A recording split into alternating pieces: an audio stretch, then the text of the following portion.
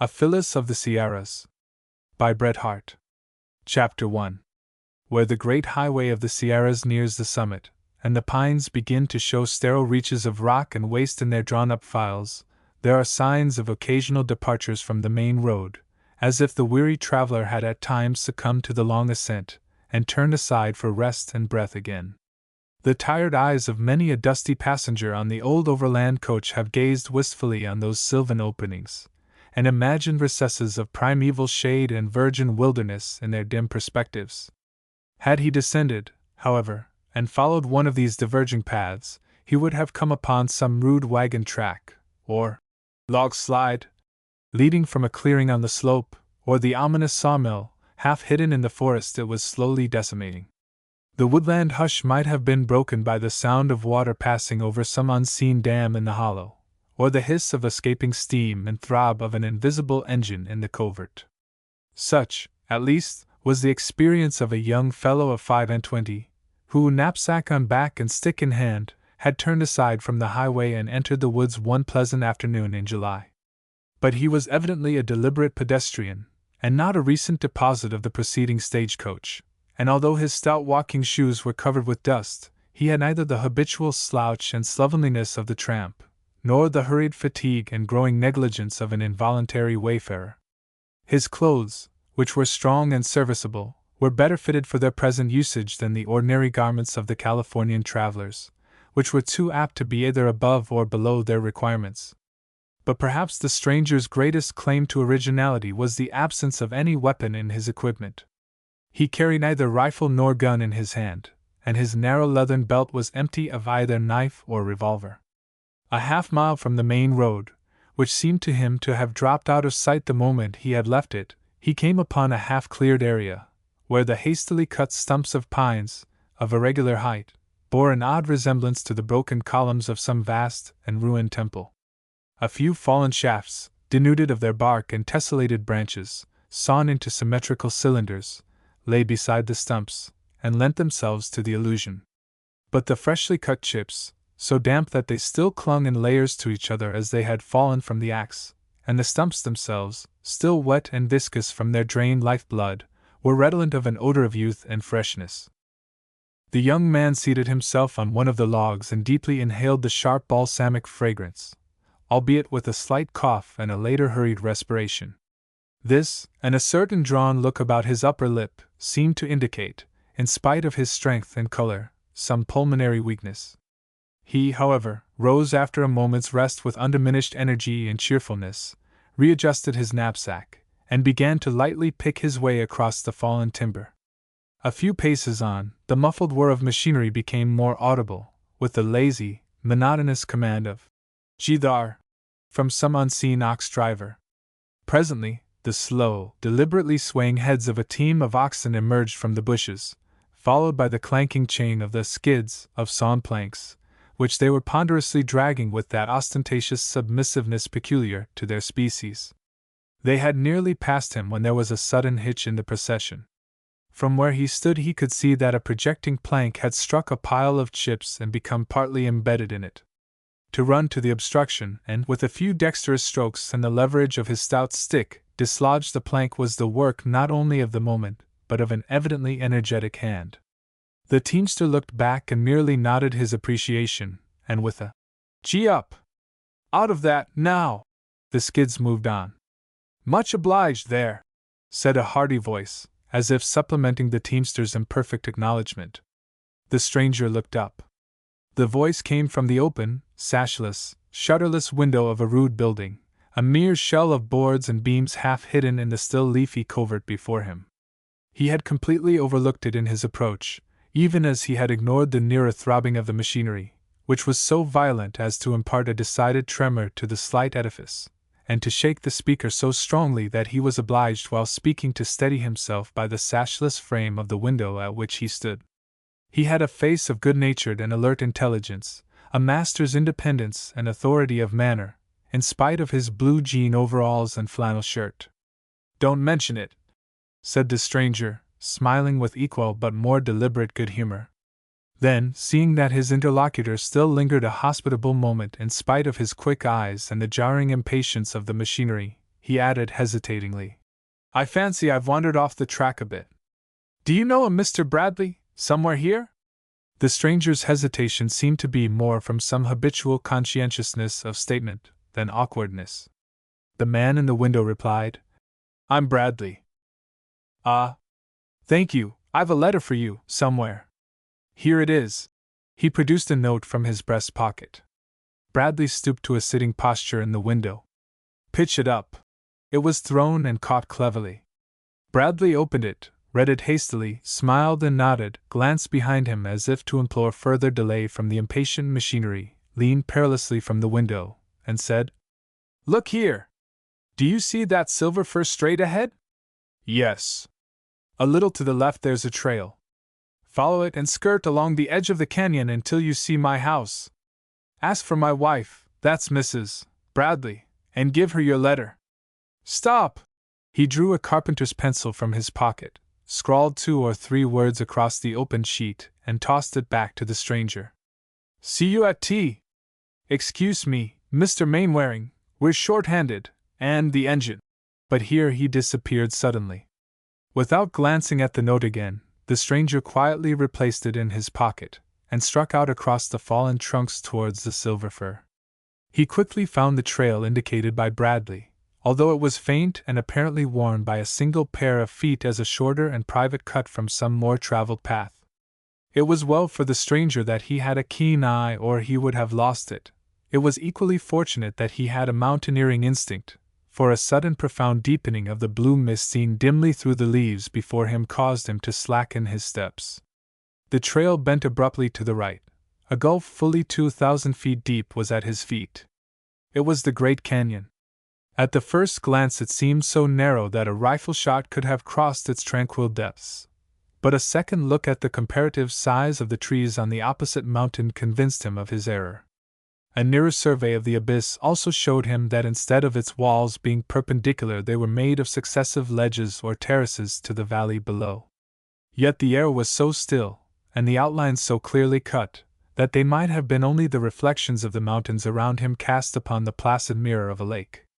The spectacle arrested him, as it arrested all men, by some occult power beyond the mere attraction of beauty or magnitude.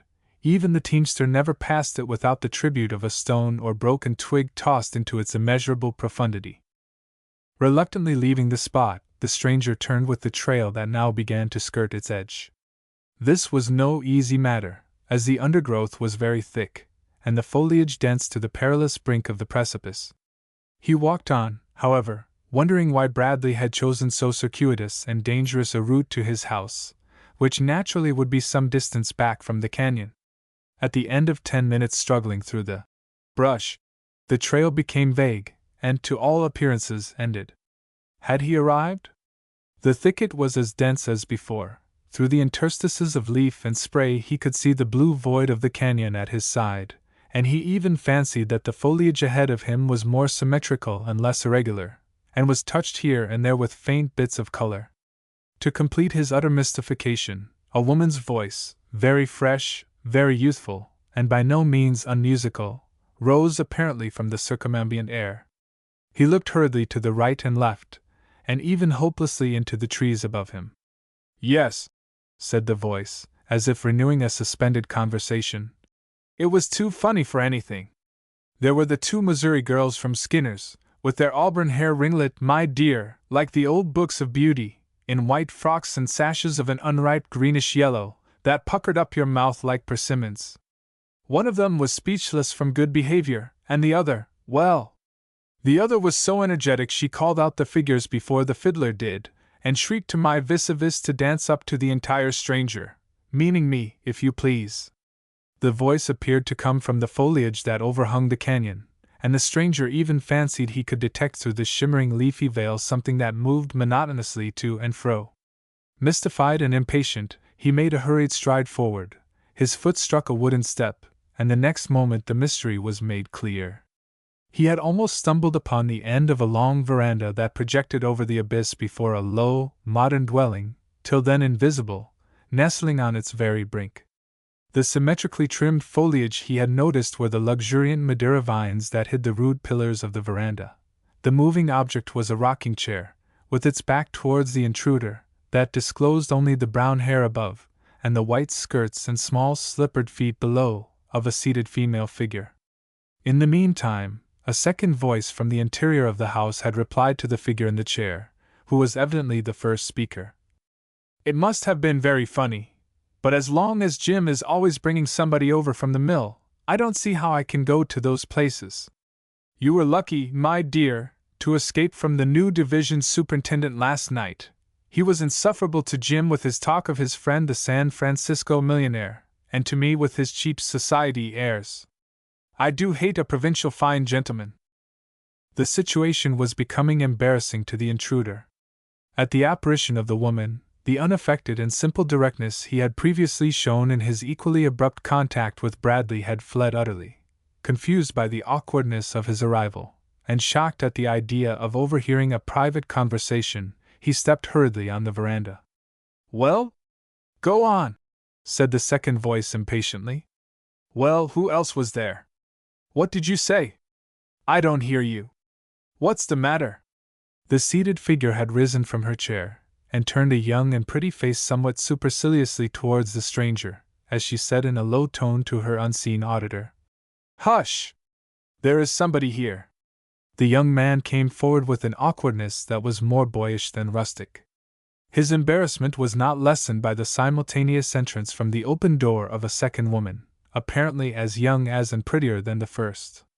"I trust you'll excuse me for being so wretchedly stupid," he stammered, "but I really thought, that I was following the trail to the front of the house, when I stumbled in here." Long before he had finished, both women, by some simple feminine intuition, were relieved and even prepossessed by his voice and manner. They smiled graciously. The later-comer pointed to the empty chair. But with his habit of pertinacious conscientiousness the stranger continued, "It was regularly stupid, wasn't it? And I ought to have known better. I should have turned back and gone away when I found out what an ass I was likely to be, but I was afraid, of alarming you by the noise." "Won't you sit down?" said the second lady, pleasantly. "Oh, thanks. I've a letter here, He transferred his stick and hat to his left hand as he felt in his breast pocket with his right. But the action was so awkward that the stick dropped on the veranda. Both women made a movement to restore it to its embarrassed owner, who, however, quickly anticipated them. "Pray don't mind it," he continued, with accelerated breath and heightened color. Here's the letter." He produced the note Bradley had returned to him. "It's mine, in fact, that is, I brought it to Mr. Bradley. He said I was to give it to Mrs. Bradley." He paused, glancing embarrassedly from the one to the other. "I'm Mrs. Bradley," said the prettiest one, with a laugh. He handed her the letter. It ran as follows: "Dear Bradley, put Mr. Mainwaring through as far as he wants to go, or hang him up at the lookout, just as he likes. The bank's behind him, and his hat's chalked all over the road, but he don't care much about being on velvet. That ain't his style, and you'll like him. He's somebody's son in England. B. Mrs. Bradley glanced simply at the first sentence. "Pray sit down, Mr. Mainwaring," she said gently. "Or rather, let me first introduce my cousin, Miss Macy." "Thanks," said Mainwaring, with a bow to Miss Macy. "But I think," he added conscientiously, "you did not notice that your husband had written something across the paper." Mrs. Bradley smiled, and glanced at her husband's endorsement. "All right. Wade in. It's nothing but Jim's slang," she said, with a laugh and a slightly heightened color. "He ought not to have sent you by that short cut. It's a bother, and even dangerous for a stranger. If you had come directly to us by the road, without making your first call at the mill," she added with a touch of coquetry, "you would have had a pleasanter walk, and seen us sooner. I suppose, however, you got off the stage at the mill?" "I was not on the coach," said Mainwaring, unfastening the strap of his knapsack. "I walked over from Lone Pine Flat." "Walked?" echoed both women in simultaneous astonishment. "Yes," returned Mainwaring simply, laying aside his burden and taking the proffered seat. It's a very fine bit of country. Why, it's 15 miles, said Mrs. Bradley, glancing horror-stricken at her cousin. How dreadful! And to think Jim could have sent you a horse to Lone Pine. Why, you must be dead. Thanks, I'm all right. I rather enjoyed it, you know. But, said Miss Macy, glancing wonderingly at his knapsack, you must want something, a change, or some refreshment, after 15 miles. Pray don't disturb yourself, said Mainwaring, rising hastily, but not quickly enough to prevent the young girl from slipping past him into the house, whence she rapidly returned with a decanter and glasses. Perhaps Mr. Mainwaring would prefer to go into Jim's room and wash his hands and put on a pair of slippers, said Mrs. Bradley, with gentle concern. Thanks, no, I really am not tired. I sent some luggage yesterday by the coach to the Summit Hotel, he said, observing the women's eyes still fixed upon his knapsack. I dare say I can get them if I want them. I've got a change here, he continued, lifting the knapsack as if with a sudden sense of its incongruity with its surroundings, and depositing it on the end of the veranda. Do let it remain where it is, said Mrs. Bradley, greatly amused. And pray sit still and take some refreshment. You'll make yourself ill after your exertions, she added, with a charming assumption of matronly solicitude. But I'm not at all deserving of your sympathy, said Mainwaring, with a laugh. I'm awfully fond of walking, and my usual constitutional isn't much under this. Perhaps you were stronger than you are now, said Mrs. Bradley, gazing at him with a frank curiosity that, however, brought a faint deepening of color to his cheek. I dare say you're right, he said suddenly, with an apologetic smile. I quite forgot that I'm a sort of an invalid, you know, traveling for my health.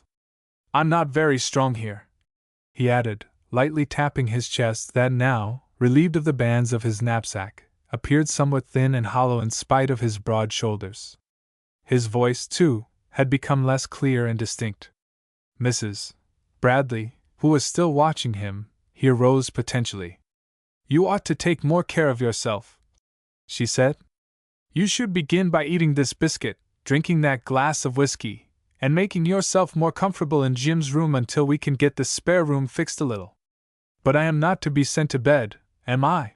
Asked Mainwaring, in half-real, half-amused consternation. I'm not so sure of that, said Mrs. Bradley, with playful precision. But for the present we'll let you off with a good wash and a nap afterwards in that rocking chair, while my cousin and I make some little domestic preparations. You see, she added with a certain proud humility, we've got only one servant, a Chinaman, and there are many things we can't leave to him. The color again rose in Mainwaring's cheek, but he had tact enough to reflect that any protest or hesitation on his part at that moment would only increase the difficulties of his gentle entertainers. He allowed himself to be ushered into the house by Mrs. Bradley, and shown to her husband's room, without perceiving that Miss Macy had availed herself of his absence to run to the end of the veranda, mischievously tried to lift the discarded knapsack to her own pretty shoulder, but failing, heroically stagger with it into the passage and softly deposit it at his door. This done, she pantingly rejoined her cousin in the kitchen. Well, said Mrs. Bradley emphatically, did you ever? Walking 15 miles for pleasure, and with such lungs! And that knapsack, added Louise Macy, pointing to the mark in her little palm where the strap had embedded itself in the soft flesh. He's nice, though, isn't he? Said Mrs. Bradley, tentatively. Yes, said Miss Macy. He isn't, certainly, one of those provincial fine gentlemen you object to. But did you see his shoes? I suppose they make the miles go quickly, or seem to measure less by comparison. They're probably more serviceable than those high-heeled things that Captain Grayson hops about in. But the captain always rides, and rides very well, you know, said Louise reflectively. There was a moment's pause. I suppose Jim will tell us all about him, said Mrs. Bradley, dismissing the subject, as she turned her sleeves back over her white arms, preparatory to grappling certain culinary difficulties. Jim, observed Miss Macy, shortly, in my opinion, knows nothing more than his note says. That's like Jim. There's nothing more to know, really, said Mrs. Bradley, with a superior air. He's undoubtedly the son of some Englishman of fortune, sent out here for his health. Hush! Miss Macy had heard a step in the passage. It halted at last, half irresolutely, before the open door of the kitchen, and the stranger appeared with an embarrassed air. But in his brief absence he seemed to have completely groomed himself, and stood there, the impersonation of close-cropped, clean, and wholesome English young manhood. The two women appreciated it with cat-like fastidiousness. I beg your pardon, but really you're going to let a fellow do something for you, he said, just to keep him from looking like a fool. I really can do no end of things, you know, if you'll try me. I've done some camping out, and can cook as well as the next man. The two women made a movement of smiling remonstrance, half coquettish and half superior, until Mrs. Bradley, becoming conscious of her bare arms and the stranger's wandering eyes, colored faintly, and said with more decision, Certainly not. You'd only be in the way. Besides, you need rest more than we do. Put yourself in the rocking chair in the veranda, and go to sleep until Mr. Bradley comes. Mainwaring saw that she was serious, and withdrew, a little ashamed at his familiarity into which his boyishness had betrayed him. But he had scarcely seated himself in the rocking chair before Miss Macy appeared, carrying with both hands a large tin basin of unshelled peas. There, she said pantingly, placing her burden in his lap. If you really want to help, there's something to do that isn't very fatiguing. You may shell these peas. Shell them, I beg pardon, but how? He asked, with smiling earnestness. How? Why, I'll show you, look. She frankly stepped beside him, so close that her full-skirted dress half encompassed him and the basin in a delicious confusion, and leaning over his lap, with her left hand picked up a pea-cod, which, with a single movement of her charming little right thumb, she broke at the end, and stripped the green shallow of its tiny treasures. He watched her with smiling eyes. Her own, looking down on him, were very bright and luminous. There, that's easy enough, she said, and turned away. But one moment, Miss Macy, said Lise. Where am I to put the shells? Oh, throw them down there, there's room enough. She was pointing to the canyon below. The veranda actually projected over its brink, and seemed to hang in mid-air above it. Mainwaring almost mechanically threw his arm out to catch the incautious girl, who had stepped heedlessly to its extreme edge. How odd! Don't you find it rather dangerous here? He could not help saying. I mean, you might have had a railing that wouldn't intercept the view and yet be safe? It's a fancy of Mr. Bradley's, returned the young girl carelessly. It's all like this. The house was built on a ledge against the side of the precipice, and the road suddenly drops down to it. It's tremendously pretty, all the same, you know, said the young man thoughtfully, gazing, however, at the girl's rounded chin above him. Yes, she replied curtly. But this isn't working. I must go back to Jenny. You can shell the peas until Mr. Bradley comes home. He won't be long. She turned away, and re-entered the house. Without knowing why, he thought her withdrawal abrupt, and he was again feeling his ready color rise with the suspicion of either having been betrayed by the young girl's innocent fearlessness into some unpardonable familiarity, which she had quietly resented, or of feeling an ease and freedom in the company of these two women that were inconsistent with respect, and should be restrained. He, however, began to apply himself to the task given to him with his usual conscientiousness of duty, and presently acquired a certain manual dexterity in the operation. It was good fun to throw the cast-off husks into the mighty unfathomable void before him, and watch them linger with suspended gravity in mid-air for a moment, apparently motionless, until they either lost themselves, a mere vanishing black spot in the thin ether, or slid suddenly at a sharp angle into unknown shadow. How deuced odd for him to be sitting here in this fashion. It would be something to talk of hereafter, and yet he stopped. It was not at all in the line of that characteristic adventure, uncivilized novelty, and barbarous freedom which for the last month he had sought and experienced. It was not at all like his meeting with the grizzly last week while wandering in a lonely canyon, not a bit in the line of his chance acquaintance with that notorious ruffian, Spanish Jack, or his witnessing with his own eyes that actual lynching affair at Angel's. No! Nor was it at all characteristic, according to his previous ideas of frontier rural seclusion, as for instance the Pike County cabin of the family where he stayed one night, and where the handsome daughter asked him what his Christian name was. No! These two young women were very unlike her. They seemed really quite the equals of his family and friends in England, perhaps more attractive, and yet, yes, it was this very attractiveness that alarmed his inbred social conservatism regarding women. With a man it was very different. That alert, active, intelligent husband, instinct with the throbbing life of his sawmill, creator and worker in one, challenged his unqualified trust and admiration.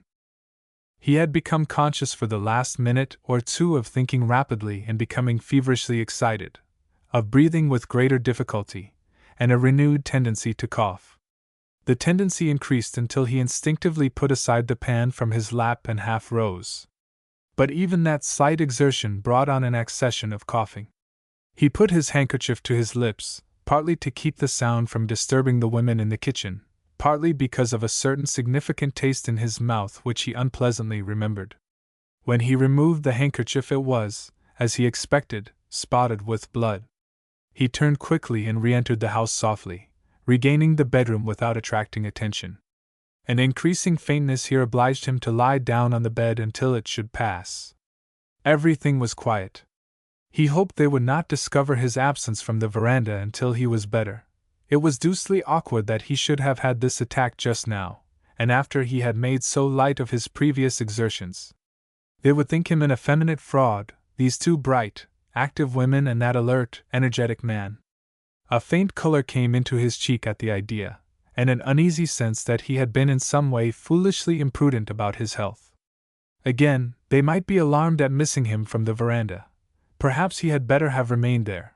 Perhaps he ought to tell them that he had concluded to take their advice and lie down. He tried to rise, but the deep blue chasm before the window seemed to be swelling up to meet him, the bed slowly sinking into its oblivious profundity. He knew no more. He came to with the smell and taste of some powerful volatile spirit, and the vague vision of Mr. Bradley still standing at the window of the mill and vibrating with the machinery. This changed presently to a pleasant lassitude and lazy curiosity, as he perceived Mr. Bradley smile and apparently slip from the window of the mill to his bedside. "You're all right now," said Bradley, cheerfully. He was feeling Mainwaring's pulse. Had he really been ill, and was Bradley a doctor? Bradley evidently saw what was passing in his mind. "Don't be alarmed," he said gaily. "I'm not a doctor, but I practice a little medicine and surgery on account of the men at the mill, and accidents, you know. You're all right now, you've lost a little blood, but in a couple of weeks in this air we'll have that tubercle healed, and you'll be as right as a trivet." "In a couple of weeks?" echoed Mainwaring, in faint astonishment. "Why, I leave here tomorrow." "You'll do nothing of the kind," said Mrs. Bradley, with smiling peremptoriness, suddenly slipping out from behind her husband. "Everything is all perfectly arranged. Jim has sent off messengers to your friends, so that if you can't come to them, they can come to you. You see you can't help yourself.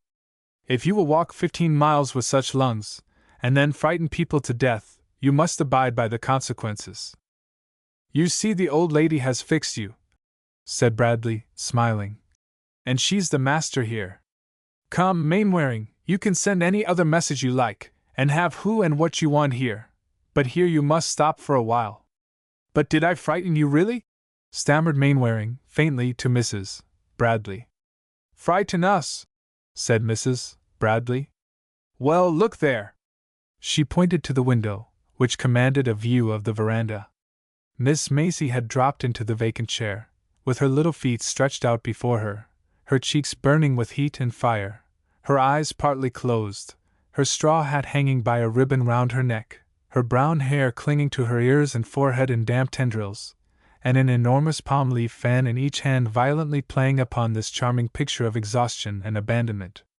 "She came tearing down to the mill, barebacked on our half-broken Mustang, about half an hour ago, to call me to help you," explained Bradley. Heaven knows how she managed to do it. Chapter 2. The medication of the woods was not overestimated by Bradley. There was surely some occult healing property in that vast reservoir of balmy and resinous odors over which the lookout beetled and clung, and from which at times the pure exhalations of the terraced valley seemed to rise. Under its remedial influence, and a conscientious adherence to the rules of absolute rest and repose laid down for him, Mainwaring had no return of the hemorrhage. The nearest professional medical authority, hastily summoned, saw no reason for changing or for supplementing Bradley's intelligent and simple treatment, although astounded that the patient had been under no more radical or systematic cure than travel and exercise. The women especially were amazed that Mainwaring had taken nothing for it, in their habitual experience of an unfettered pill and elixir-consuming democracy. In their knowledge of the thousand panaceas that filled the shelves of the general store, this singular abstention of their guest seemed to indicate a national peculiarity. His bed was moved beside the low window, from which he could not only view the veranda but converse at times with its occupants, and even listen to the book which Miss Macy, seated without, read aloud to him.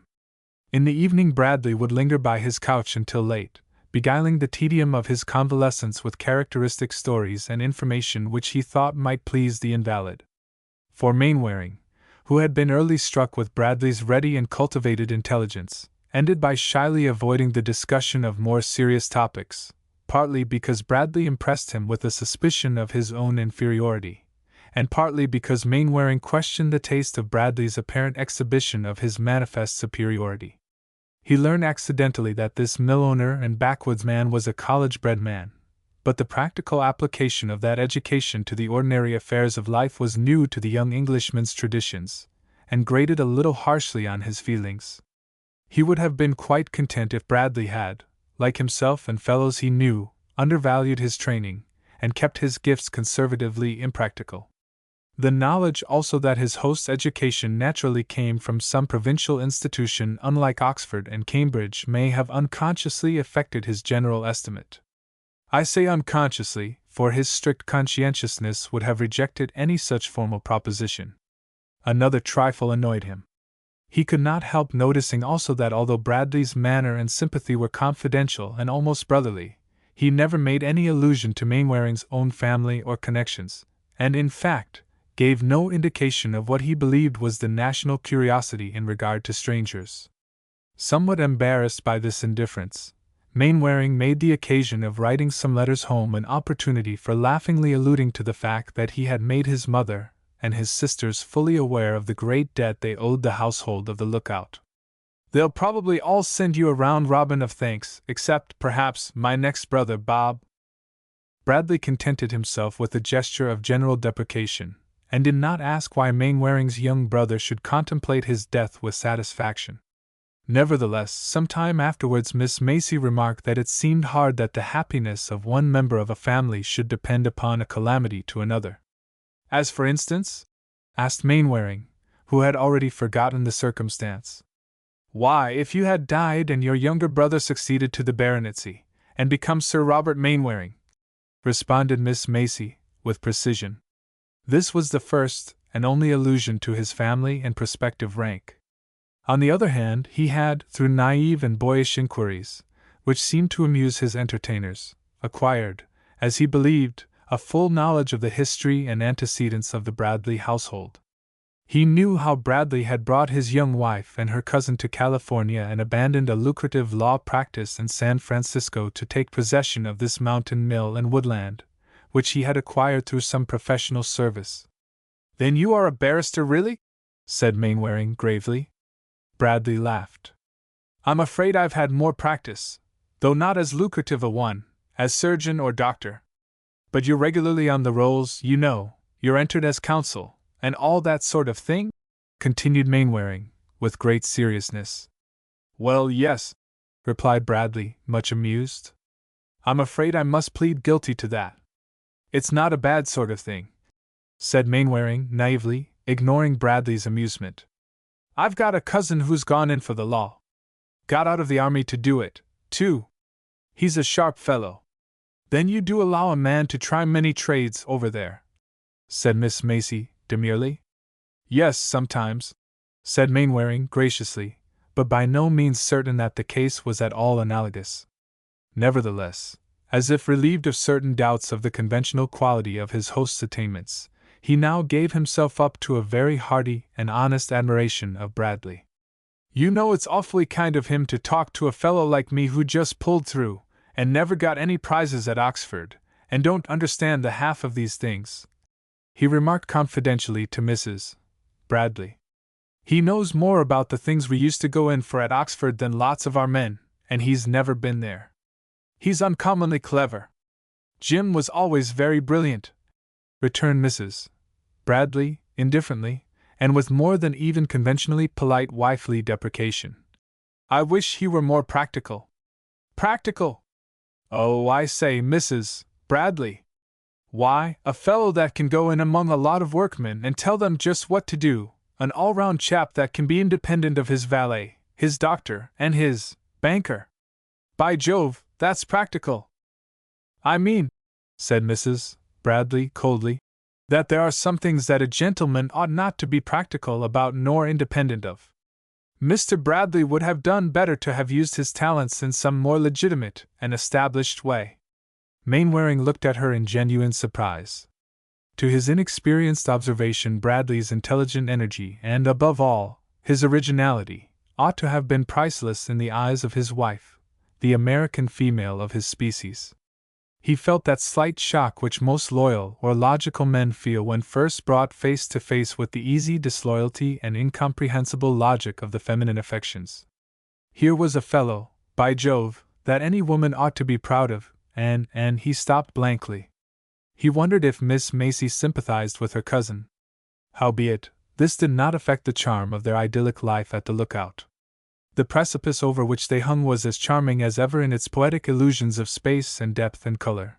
The isolation of their comfortable existence in the tasteful yet audacious habitation, the pleasant routine of daily tasks and amusements, all tended to make the enforced quiet and inaction of his convalescence a lazy recreation. He was really improving.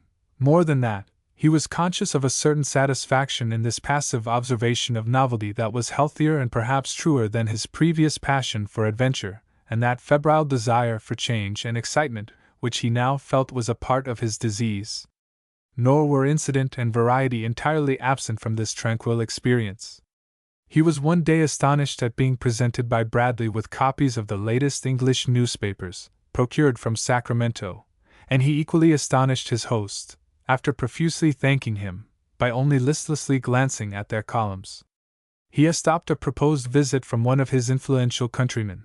In the absence of his fair entertainers at their domestic duties, he extracted infinite satisfaction from Fui Up, the Chinese servant, who was particularly detached for his service. From his invalid coign of vantage at the window he was observant of all that passed upon the veranda, that alfresco audience-room of the lookout, and he was good-humoredly conscious that a great many eccentric and peculiar visitors were invariably dragged thither by Miss Macy, and goaded into characteristic exhibition within sight and hearing of her guest, with a too evident view, under the ostentatious excuse of extending his knowledge of national character or mischievously shocking him. When you are strong enough to stand Captain Gashwiler's opinions of the established church and Chinamen, said Miss Macy, after one of these revelations, I'll get Jim to bring him here, for really he swears so outrageously that even in the broadest interests of international understanding and goodwill either Mrs. Bradley nor myself could be present. On another occasion she provokingly lingered before his window for a moment, with a rifle slung jauntily over her shoulder. If you hear a shot or two, don't excite yourself, and believe we're having a lynching case in the woods. It will be only me. There's some creature, confess you expected me to say critter, hanging round the barn. It may be a bear. Goodbye. She missed the creature, which happened to be really a bear, much to Mainwaring's illogical satisfaction. I wonder why, he reflected, with vague uneasiness. She doesn't leave all that sort of thing to girls like that tow-headed girl at the blacksmith's. It chanced, however, that this blacksmith's tow-headed daughter, who, it may be incidentally remarked, had the additional eccentricities of large black eyes and large white teeth, came to the fore in quite another fashion.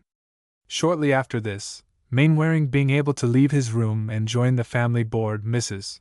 Bradley found it necessary to enlarge her domestic service, and arranged with her nearest neighbor, the blacksmith, to allow his daughter to come to the lookout for a few days to do the chores and assist in the housekeeping, as she had on previous occasions. The day of her advent, Bradley entered Mainwaring's room, and closing the door mysteriously, fixed his blue eyes, kindling with mischief, on the young Englishman. "You are aware, my dear boy," he began with affected gravity, "that you are now living in a land of liberty, where mere artificial distinctions are not known, and where freedom from her mountain heights generally levels all social positions. I think you have graciously admitted that fact. I know I've been taking a tremendous lot of freedom with you and yours, old man, and it's a deuced shame," interrupted Mainwaring, with a faint smile. "And that nowhere," continued Bradley, with immovable features, "does equality exist as perfectly as above yonder unfathomable abyss, where you have also, doubtless, observed the American eagle proudly soars and screams defiance. Then that was the fellow that kept me awake this morning, and made me wonder if I was strong enough to hold a gun again. That wouldn't have settled the matter," continued Bradley, imperturbably. "The case is simply this: Miss Minty Sharp, that blacksmith's daughter, has once or twice consented, for a slight emolument, to assist in our domestic service for a day or two, and she comes back again today. Now, under the aegis of that noble bird whom your national instincts tempt you to destroy, she has on all previous occasions taken her meals with us, at the same table, on terms of perfect equality. She will naturally expect to do the same now. Mrs. Bradley thought it proper, therefore, to warn you that, in case your health was not quite equal to this democratic simplicity, you could still dine in your room. It would be great fun, if Miss Sharp won't object to my presence." "But it must not be great fun," returned Bradley, more seriously. "For Miss Minty's perception of humor is probably as keen as yours, and she would be quick to notice it. And, so far from having any objection to you, I am inclined to think that we owe her consent to come to her desire of making your acquaintance. She will find my conduct most exemplary," said Mainwaring, earnestly. "Let us hope so," concluded Bradley, with unabated gravity. "And now that you have consented, let me add from my own experience that Miss Minty's lemon pies alone are worthy of any concession." The dinner hour came. Mainwaring, a little pale and interesting, leaning on the arm of Bradley, crossed the hall, and for the first time entered the dining room of the house where he had lodged for 3 weeks.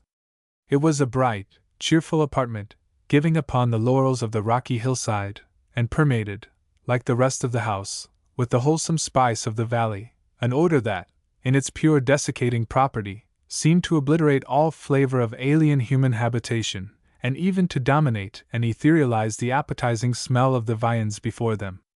The bare, shining, plain, boarded walls appeared to resent any decoration that might have savored of dust, decay, or moisture. The 4 large windows and long, open door, set in scanty strips of the plainest spotless muslin, framed in themselves pictures of woods and rock and sky of limitless depth, color, and distance, that made all other adornment impertinent. Nature, invading the room at every opening, had banished art from those neutral walls. "It's like a picnic, with comfort," said Mainwaring, glancing round him with boyish appreciation. Miss Minty was not yet there. The Chinaman was alone in attendance. Mainwaring could not help whispering, half mischievously, to Louise, "You draw the line at Chinamen, I suppose?" "We don't, but he does," answered the young girl. "He considers us his social inferiors." "But hush!" Minty Sharp had just entered the room, and was advancing with smiling confidence towards the table. Mainwaring was a little startled. He had seen Minty in a holland sunbonnet and turned-up skirt crossing the veranda, only a moment before. In the brief instant between the dishing up of dinner and its actual announcement, she had managed to change her dress, put on a clean collar, cuffs, and a large jet brooch, and apply some odorous unguent to her rebellious hair.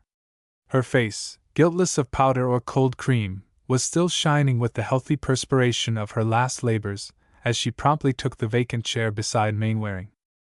"Don't mind me, folks," she said cheerfully, resting her plump elbow on the table, and addressing the company generally, but gazing with frank curiosity into the face of the young man at her side. "It was a keen jump, I tell yer, to get out of my old duds into these, and look decent inside 5 minutes. But I reckon I ain't kept you waitin' long, least of all this yer sick stranger. But you're looking perter than you did. You're wonderin' like easy not where I ever saw ye before?" she continued, laughing. "Well, I'll tell you. Last week, I kem over yer on a chance of seein' Jenny Bradley, and while I was meanderin' down the veranda I saw you lyin' back in your chair by the window drowned in sleep, like a baby. Lordy! I mout hev won a pair o' gloves, but I reckoned you were Lou's game, and not mine." The slightly constrained laugh which went round the table after Miss Minty's speech was due quite as much to the faint flush that had accented Mainwaring's own smile as to the embarrassing remark itself. Mrs.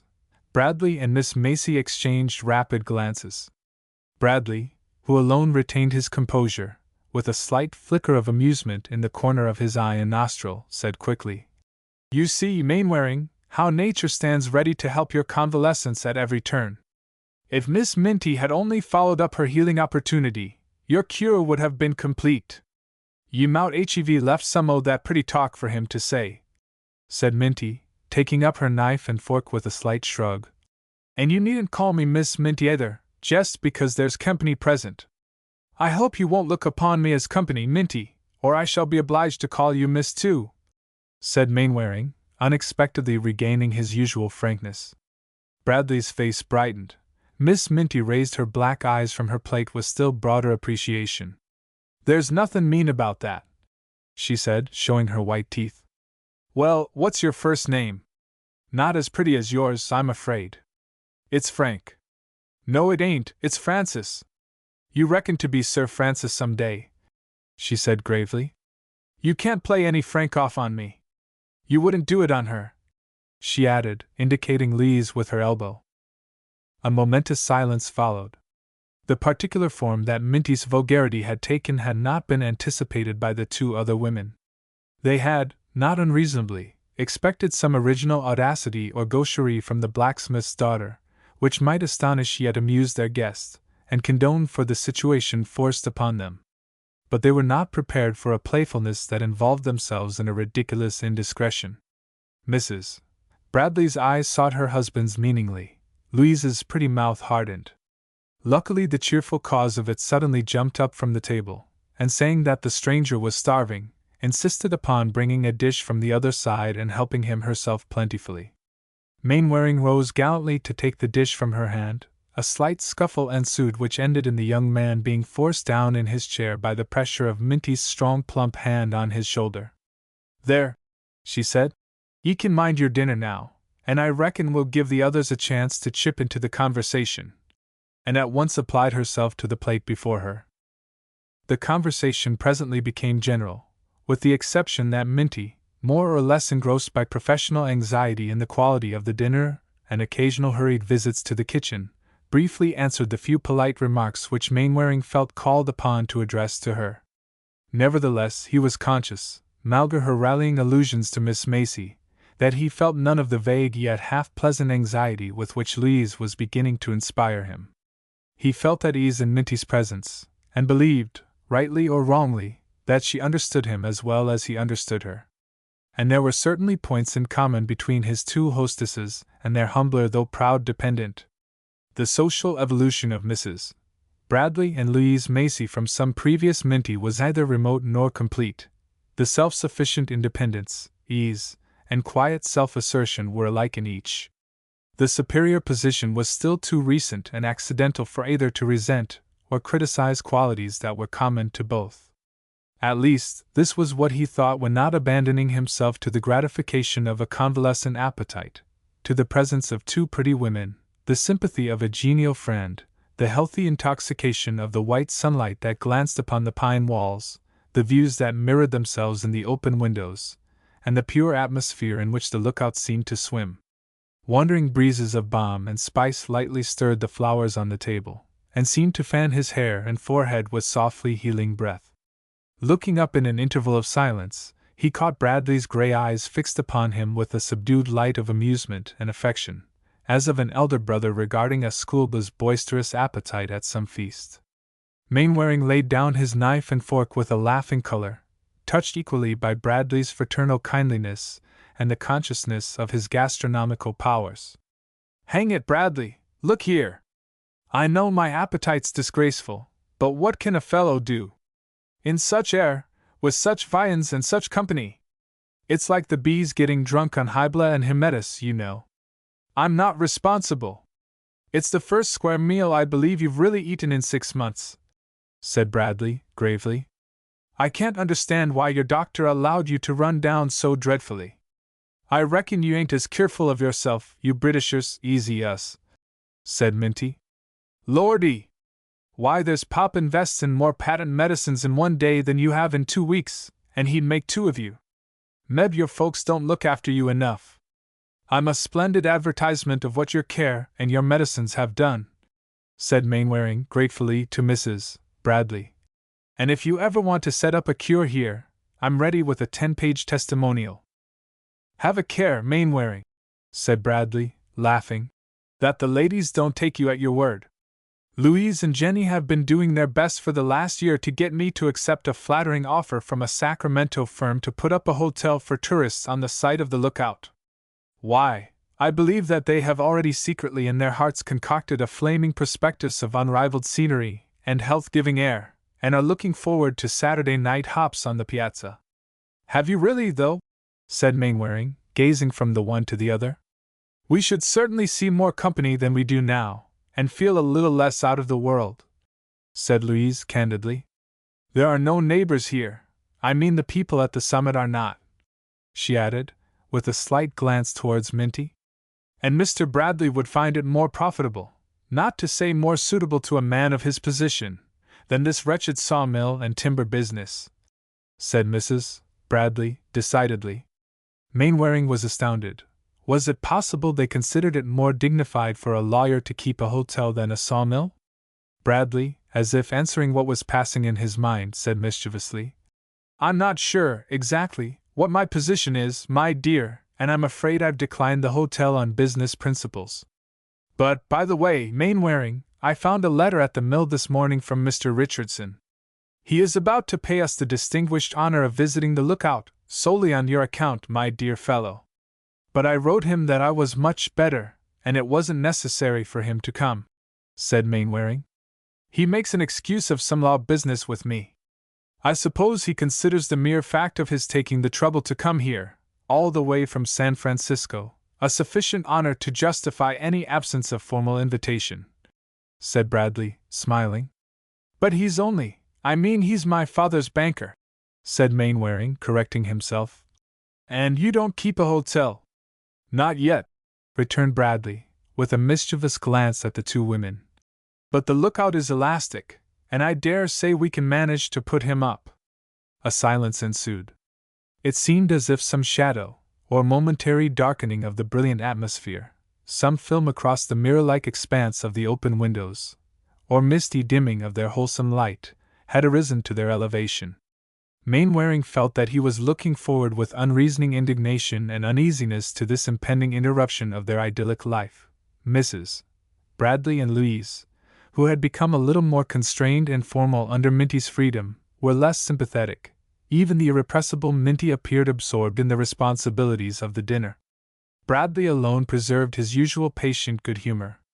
"We'll take our coffee on the veranda, and the ladies will join us by and by, Mainwaring.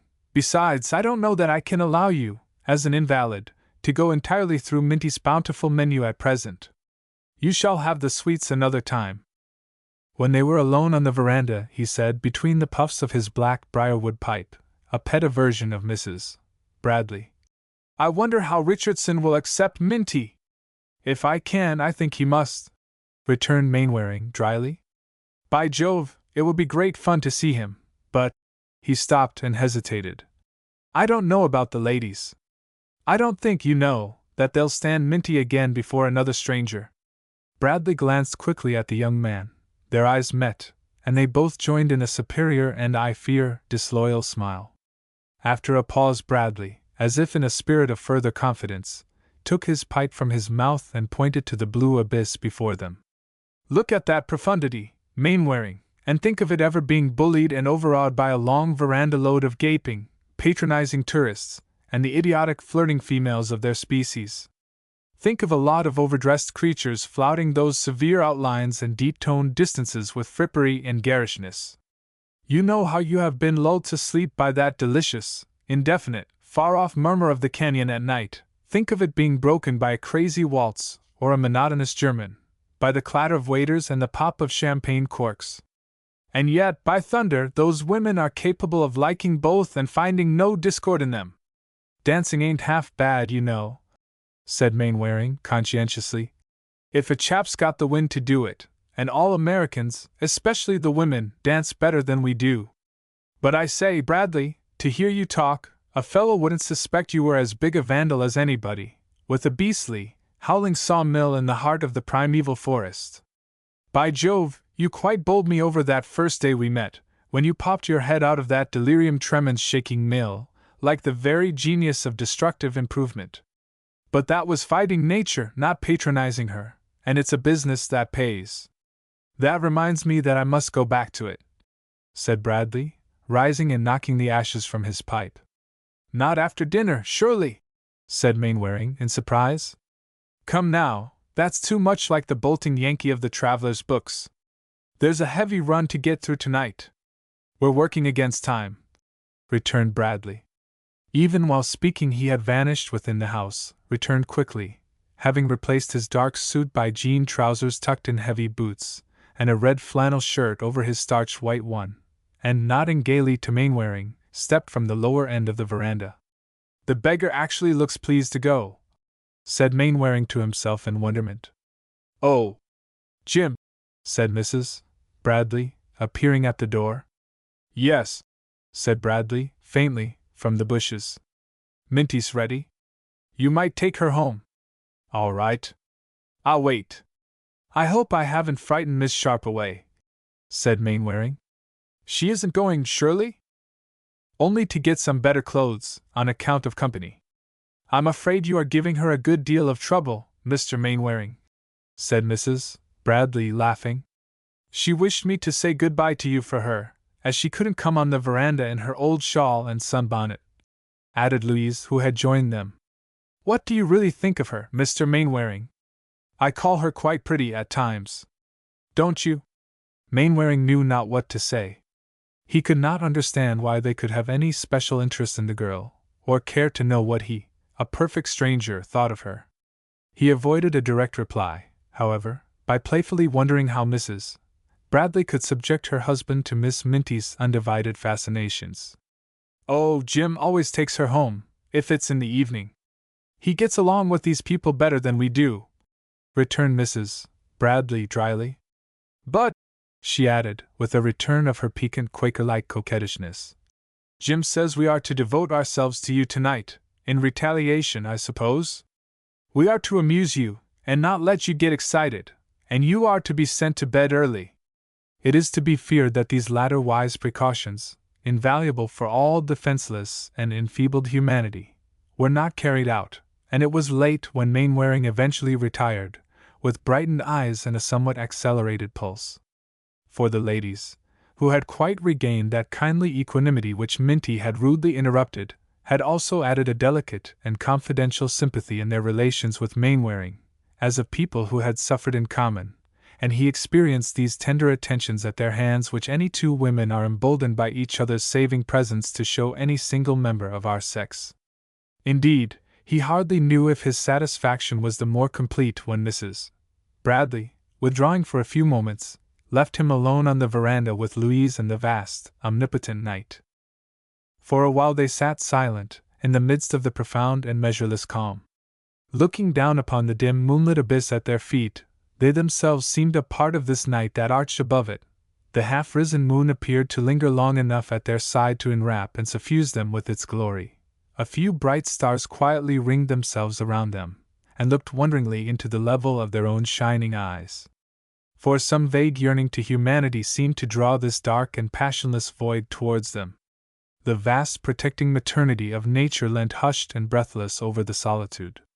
Warm currents of air rose occasionally from the valley, which one might have believed were sighs from its full and overflowing breast, or a grateful coolness swept their cheeks and hair when the tranquil heights around them were moved to slowly respond.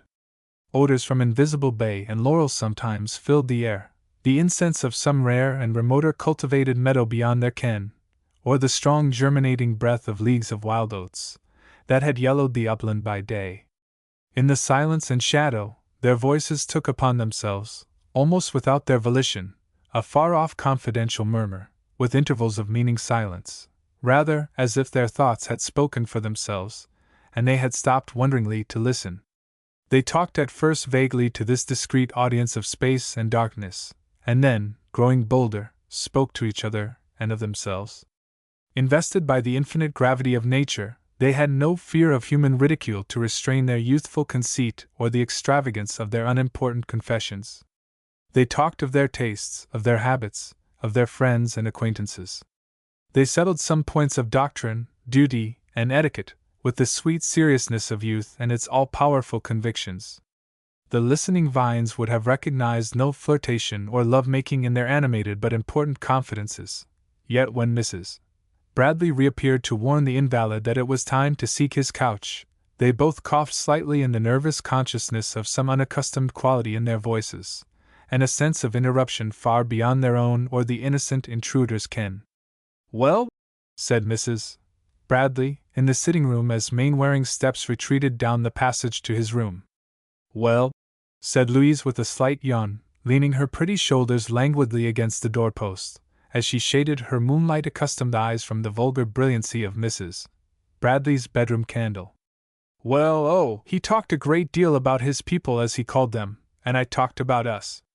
He's very nice. You know, in some things he's really like a boy. He looks much better. Yes, but he is far from strong yet." Meantime, Mainwaring had no other confidant of his impressions than his own thoughts. Mingled with his exaltation, which was the more seductive that it had no well-defined foundation for existing, and implied no future responsibility, was a recurrence of his uneasiness at the impending visit of Richardson the next day. Strangely enough, it had increased under the stimulus of the evening. Just as he was really getting on with the family, he felt sure that this visitor would import some foreign element into their familiarity, as Minty had done. It was possible they would not like him. Now he remembered there was really something ostentatiously British and insular about this Richardson, something they would likely resent.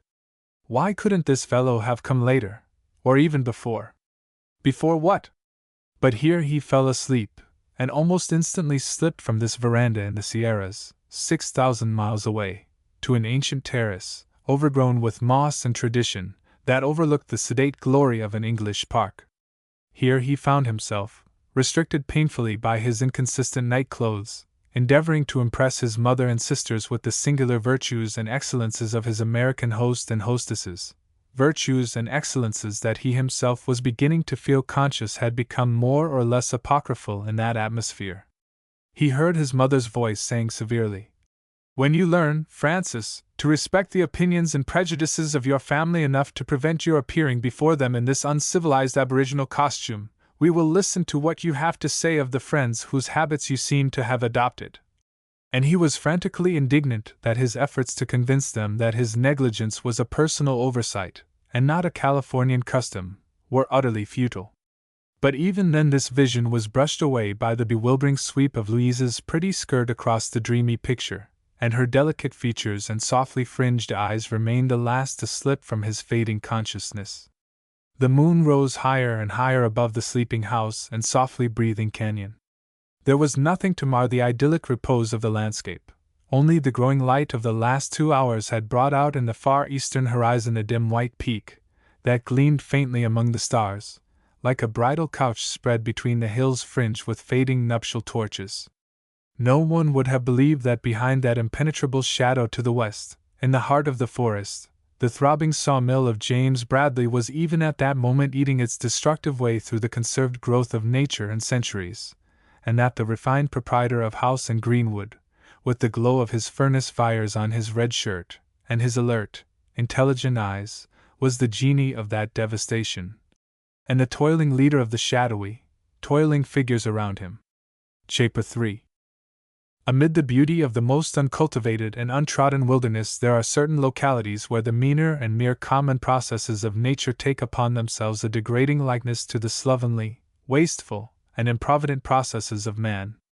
The unrecorded landslip disintegrating a whole hillside will not only lay bare the delicate framework of strata and deposit to the vulgar eye, but hurl into the valley a debris so monstrous and unlovely as to shame even the hideous ruins left by dynamite, hydraulic, or pick and shovel.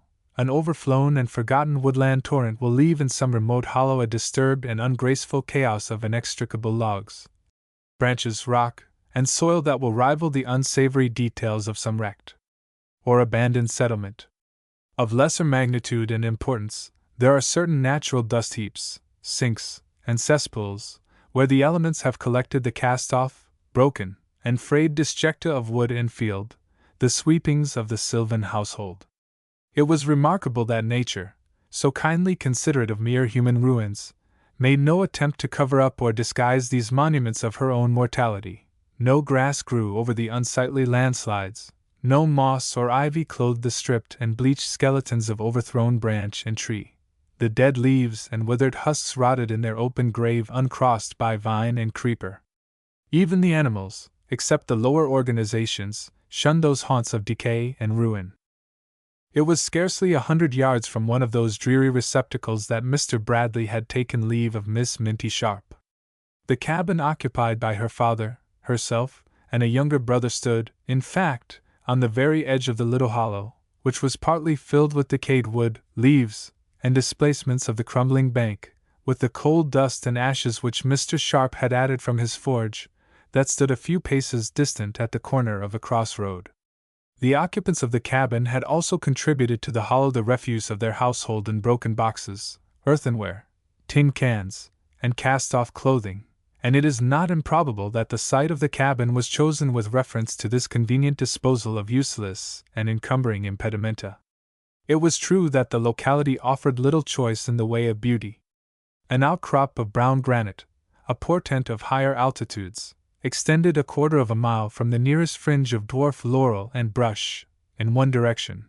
In the other, an advanced file of Bradley's woods had suffered from some long-forgotten fire, and still raised its blackened masts and broken stumps over the scorched and arid soil, swept of older underbrush and verdure.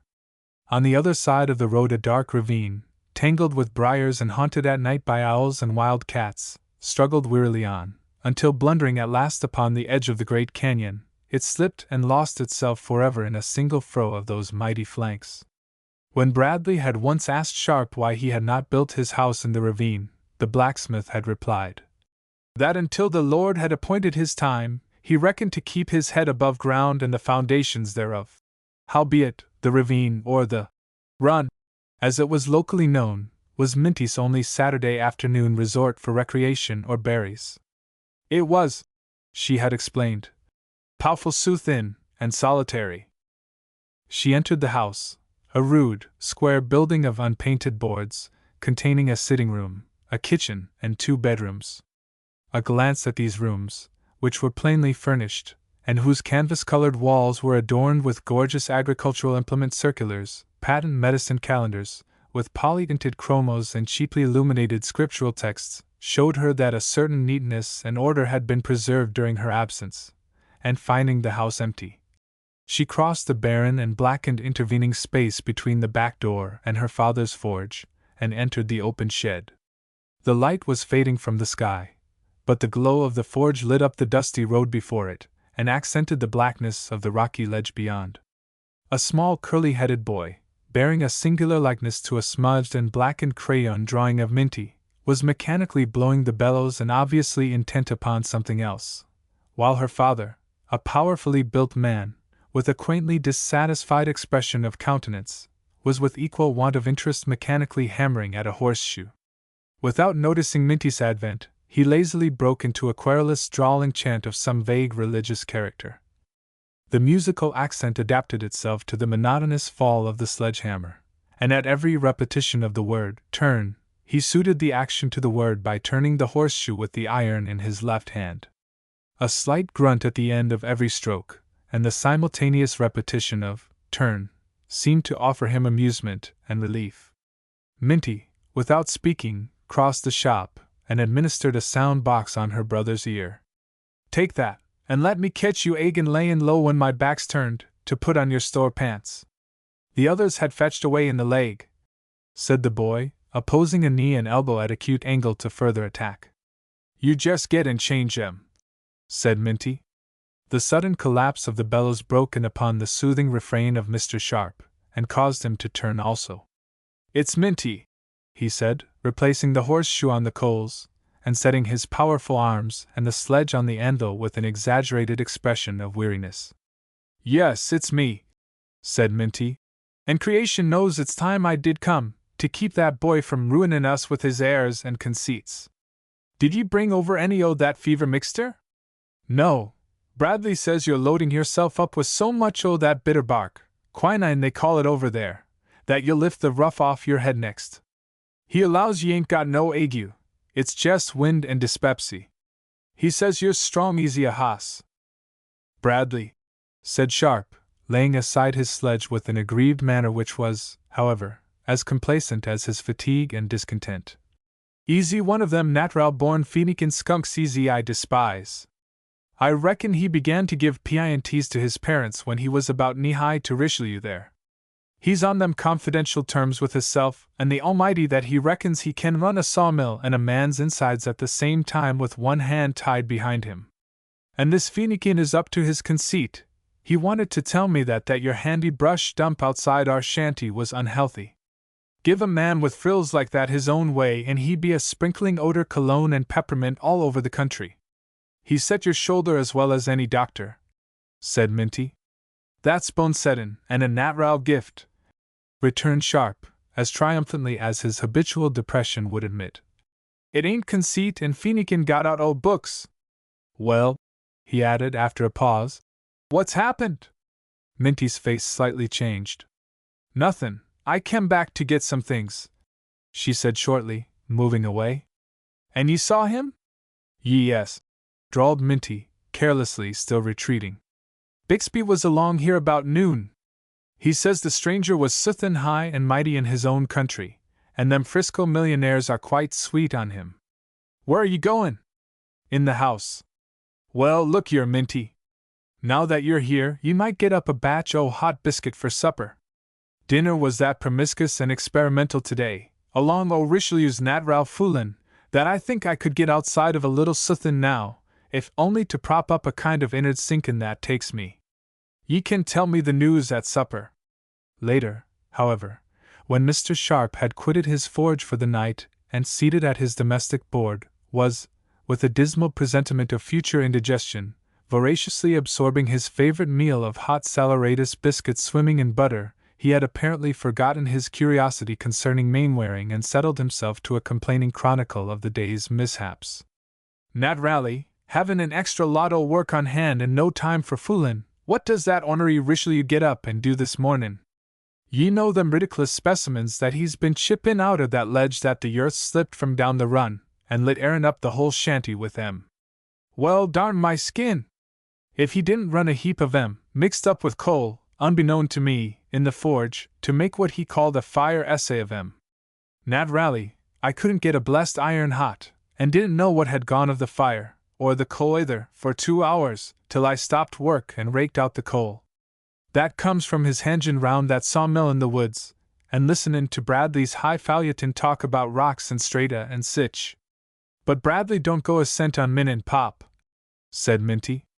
"He says the woods is good enough for him, and there's millions to be made when the railroad comes along, and timber's wanted. But until then he's got to keep hisself, to pay wages, and keep the mill runnin'. Unless it's easy. Bixby says that he hopes to get that Englishman to rope in some o' them Frisco friends of his to take a hand. Ye didn't have any o' that kind o' talk, did ye?" "No, not that kind o' talk," said Minty. "Not that kind o' talk," repeated her father with aggrieved curiosity. "What kind, then?" "Well," said Minty, lifting her black eyes to her father's, "I ain't no account, and you ain't no account either. You ain't got no college education, ain't got no friends in Frisco, and ain't got no high-toned style. I can't play the piano, jabber French, nor get French dresses. We ain't got no fancy chalet, as they call it, with a first-class view of nothing, but only a shanty on dry rock. But afore I'd take advantage of a lazy, gawky boy, for it ain't anything else, though he's good meaning enough, that happened to fall sick in my house, and coax and cosset him, and wrap him in white cotton, and mother him, and sister him, and Aunt Suki him, and almost try nuss him gin rally, just to get him sweet on me and on mine, and take the inside track of others, I'd be an Injun. And if you'd allow it, Pop, you'd be wuss nor a nigger. Sho, said her father, kindling with that intense gratification with which the male receives any intimation of alien feminine weakness. It ain't that, Minty, I want ter know. It's just that, Pop, and I easy good easy let 'em know I seed it. I ain't a fool if some folks do drop their eyes and pretend to wipe the laugh out of their noses with a handkerchief when I let out to speak. I mayn't be good enough campenny. Look here, Minty, interrupted the blacksmith sternly, half rising from his seat with every trace of his former weakness vanished from his hard-set face. Do you mean to say that they put on airs to ye, to my darter? No, said Minty quickly. The men didn't, and don't you, a man, mix yourself up with women's meannesses. I can manage 'em, Pop, with one hand. Mr. Sharp looked at his daughter's flashing black eyes. Perhaps an uneasy recollection of the late Mrs. Sharp's remarkable capacity in that respect checked his further rage. No, what I was sayin', resumed Minty, easy that I mayn't be thought by others good enough to keep kempenny with baronets easy as to be, though baronets mightn't object, but I ain't mean enough to try to steal away some old woman's darling boy in England, or snatch some likely young English girl's big brother out of the family without sayin' by your leave. How'd you like it if Richelieu was growed up, and went to sea, and it would be like his pertness, and he fell sick in some foreign land, and some princess or other skylarged him underhand away from us? Probably owing to the affair of the specimens, the elder Sharp did not seem to regard the possible mésalliance of Richelieu with extraordinary disfavor. That boy is conceited enough with hair owl and fine clothes for anything, he said plaintively. But didn't that Louise Macy hev a feller already, that Captain Grayson? What's gone o' him? That's it, said Minty. He can go out in the woods and whistle now. But all the same, she could hitch him in again at any time if the other stranger kicked over the traces. That's the style over there at the lookout. There ain't easy much heart in them two women put together easy would make a green gal flush up playin' forfeits. It's all in their breed. Pop love ain't going to spile their appetites and complexions, give 'em nosebleed, nor put a drop o' water into their eyes in all their natural born days. That's what makes me mad. Yef I thought that Lou cared a bit for that child I wouldn't mind. I'd just advise her to make him get up and pack his duds out o' camp, and go home and not come back until he had a written permit from his mother, or the other baronet in office. Looks sorter yef someone or to interfere, said the blacksmith, reflectively. 'Tain't exactly a case for a vigilance committee, though it's agin public morals, this sorter kidnappin' o' strangers. Looks easy if it might bring the country into discredit in England. Well, don't you go and interfere and havin' folks say easy my nose was put out o' jint over there, said Minty curtly. There's another Englishman comin' up from Frisco to see him tomorrow. Yef he ain't scooped up by Jenny Bradley he'll guess there's a nigger in the fence somewhere. But there, Pop, let it drop. It's a bad AIG anyway, she concluded, rising from the table, and passing her hands down her frock and her shapely hips, as if to wipe off further contamination of the subject. Where's Richelieu agin? Said he didn't want supper, and like easy not he's gone over to see that family at the summit. There's a little girl thar he's sparkin', about his own age. His own age, said Minty indignantly. Why, she's double that, if she's a day. Well, if he ain't the triflinest, conceitedest little limb that ever grew. I'd like to know where he got it from. It wasn't Mars style. Mr. Sharp smiled darkly. Richelieu's precocious gallantry evidently was not considered as gratuitous as his experimental metallurgy. But as his eyes followed his daughter's wholesome, Phyllis-like figure, a new idea took possession of him. Needless to say, however, it was in the line of another personal aggrievement, albeit it took the form of religious reflection. It's curious, Minty, what's foreordained, and what ain't. Now, you're one of them high and mighty fellows, after the Lord easy comes meanderin' around here, and drops off, easy fur easy I kin hear, in a kind o' faint at the first house he comes to, and is taken in and lodged and sumptuously fed, and nat rally, they gets their reward for it. Now what's to hev kept that young feller from coming here and droppin' down in my forge, or in this very room, and you attendin' him, and just layin' over them folks at the lookout? What's got hold o' ye, Pop? Don't I tell ye he had a letter to Jim Bradley? Said Minty, quickly, with an angry flash of color in her cheek. That ain't it, said Sharp confidently. It's 'cause he walked.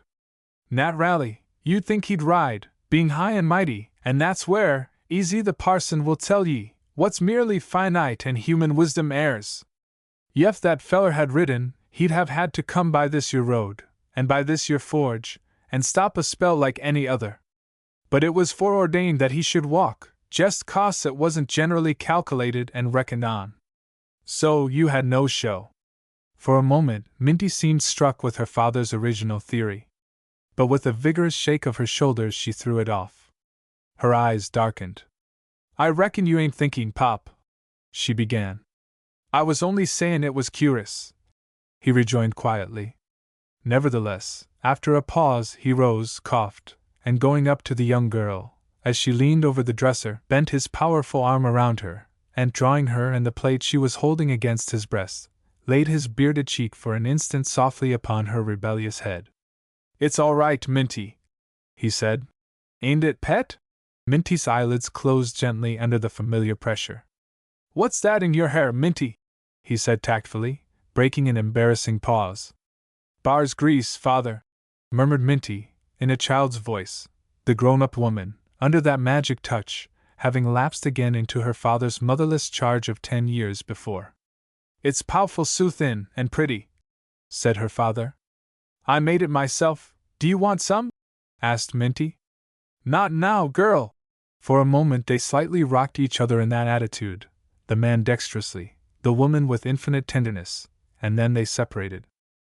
Late that night, after Richelieu had returned, and her father wrestled in his fitful sleep with the remorse of his guilty indulgence at supper, Minty remained alone in her room, hard at work, surrounded by the contents of one of her mother's trunks and the fragments of certain ripped-up and newly turned dresses. For Minty had conceived the bold idea of altering one of her mother's gowns to the fashion of a certain fascinating frock worn by Louise Macy. It was late when her self-imposed task was completed.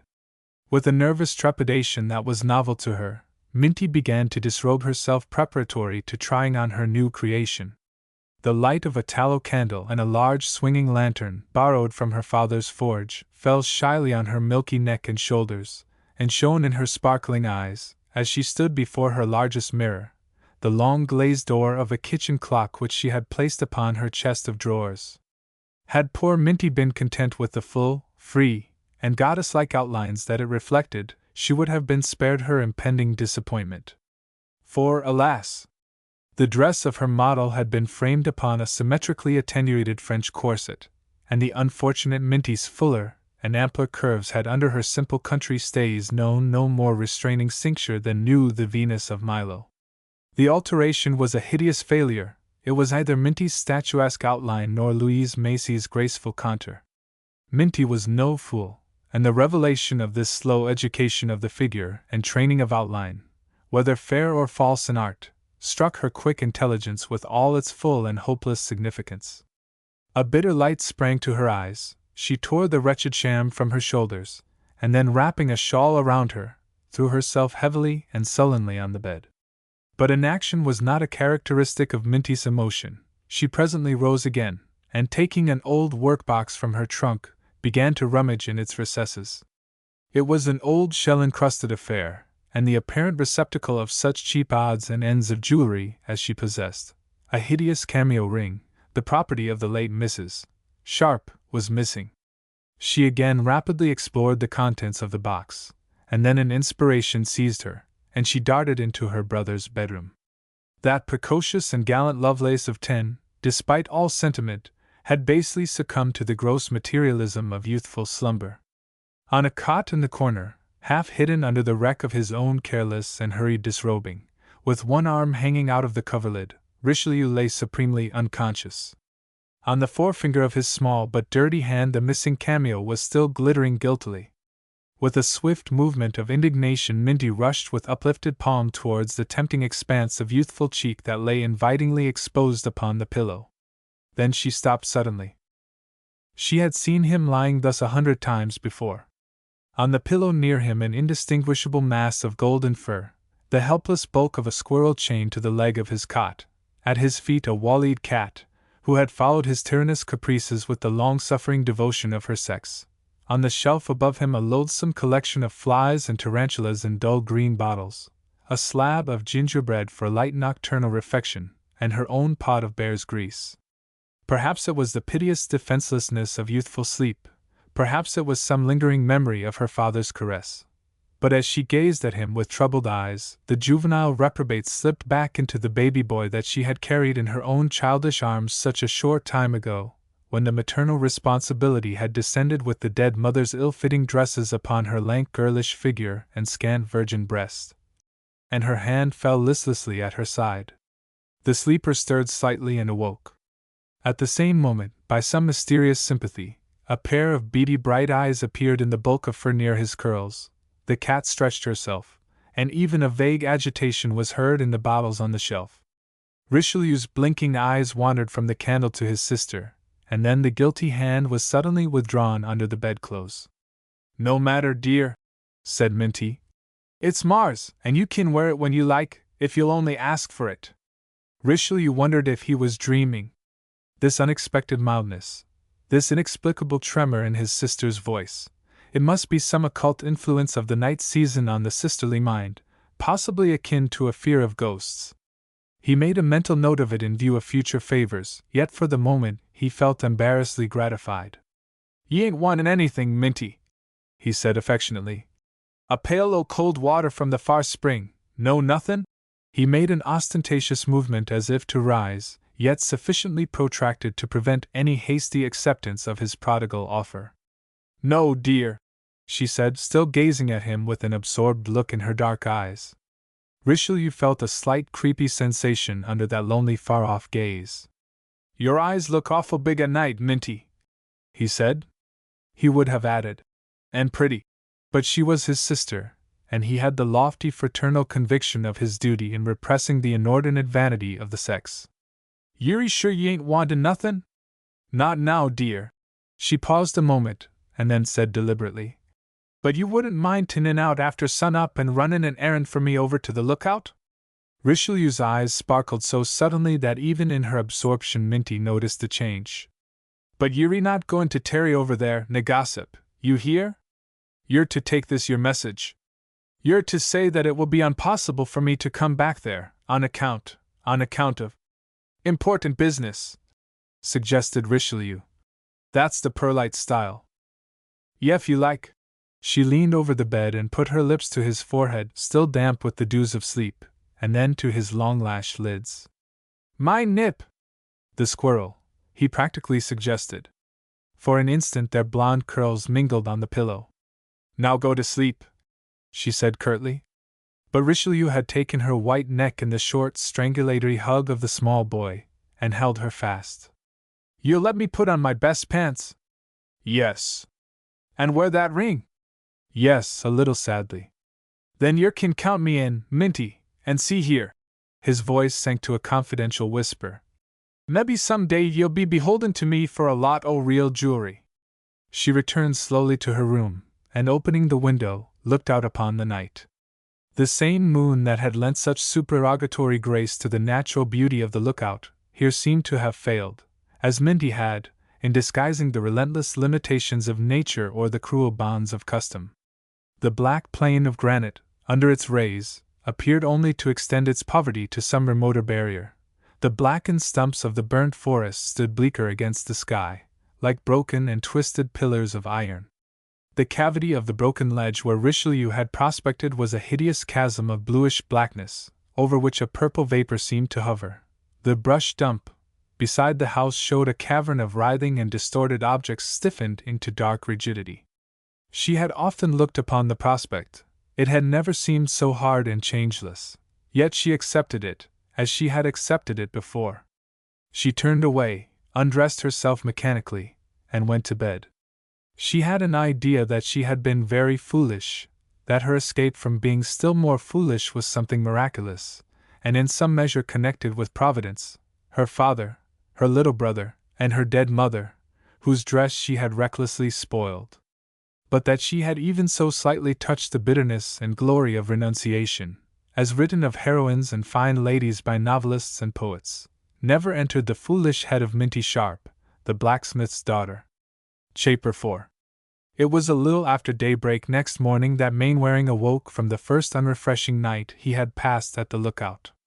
He was so feverish and restless that he dressed himself at sunrise, and cautiously stepped out upon the still silent veranda. The chairs which he and Louise Macy had occupied were still, it seemed to him, conspicuously confidential with each other, and he separated them.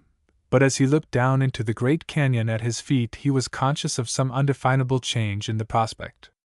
A slight mist was rising from the valley, as if it were the last of last night's illusions. The first level sunbeams were obtrusively searching, and the keen morning air had a dryly practical insistence which irritated him, until a light footstep on the farther end of the veranda caused him to turn sharply. It was the singular apparition of a small boy, bearing a surprising resemblance to Minty Sharp, and dressed in a unique fashion. On a tumbled sea of blonde curls a chip, sailor hat, with a broad red ribbon, rode jauntily.